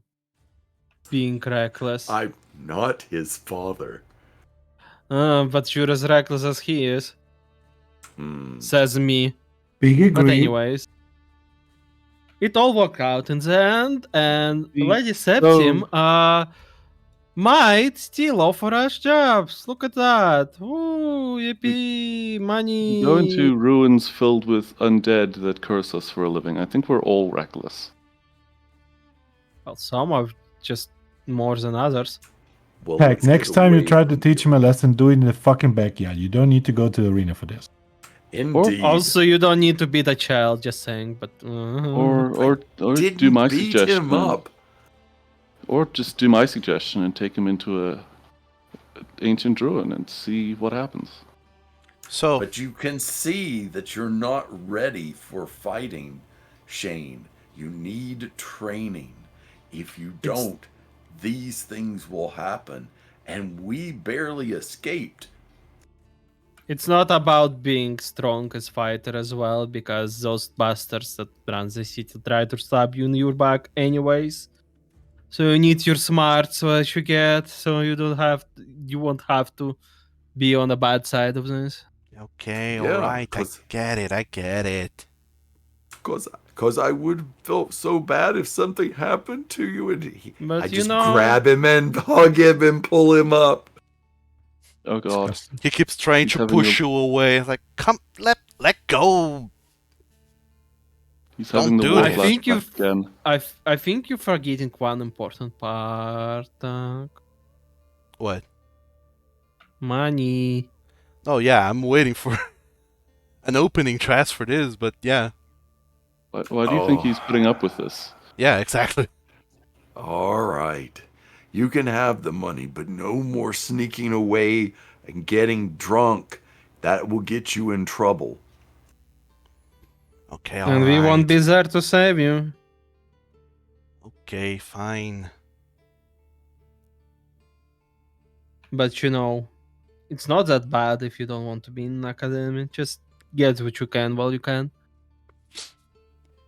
Yeah, fine. I'll The streets are full of opportunity. You don't have to be an academic. You don't have to be a spy. You can figure it out. You're 15, for fuck's sake. You're a wonderful influence. All right, I give him 100 gold pieces. Oh, you had agreed on 50, but sure. Yeah, you agreed to give him I- half. Oh, 50. Okay, 50. Never mind, 50. Yeah, you give him the 50 gold, and he's like, you know what? You're kind of alright. Thanks for the money. Come on, Shala, are you staying with these weirdos? And Shala, she looks at him, then at you guys, then back at him and says, let's just go home, Shane. For now. I don't think you understand the gravity of what happened. And Yeah, he fucking doesn't. they walk off towards the flaming cactus, while the five of you remain there, thinking about. You don't have to be so salty. Must healing word on Tack and Basil because I can. You think. Fuck Christ, never mind. I don't want to use a spell that only kills 6 points. Yeah, the mass healing spells are kind of disappointing. Yeah, I'll just use Cure Wounds on both Well, for 3rd level instead. oh boy. Eh, The thing is, they kind of go back their own way. Oh my dog, that's a lot of healing. Tack, you get 17. The kids, they go back to the flaming cactus, and all five of you stay there just thinking about how You get close. 35, Basil. Thank you. You can see who you like more. You think and reflect for a little while just how close things were to being incredibly different in so many different ways, but fortunately, everything worked out in the end or as best as things could have been that you can see. I like to step up to Tack and tell him super angrily, "You're too soft for this boy. You're gonna ruin him. He didn't understand what happened."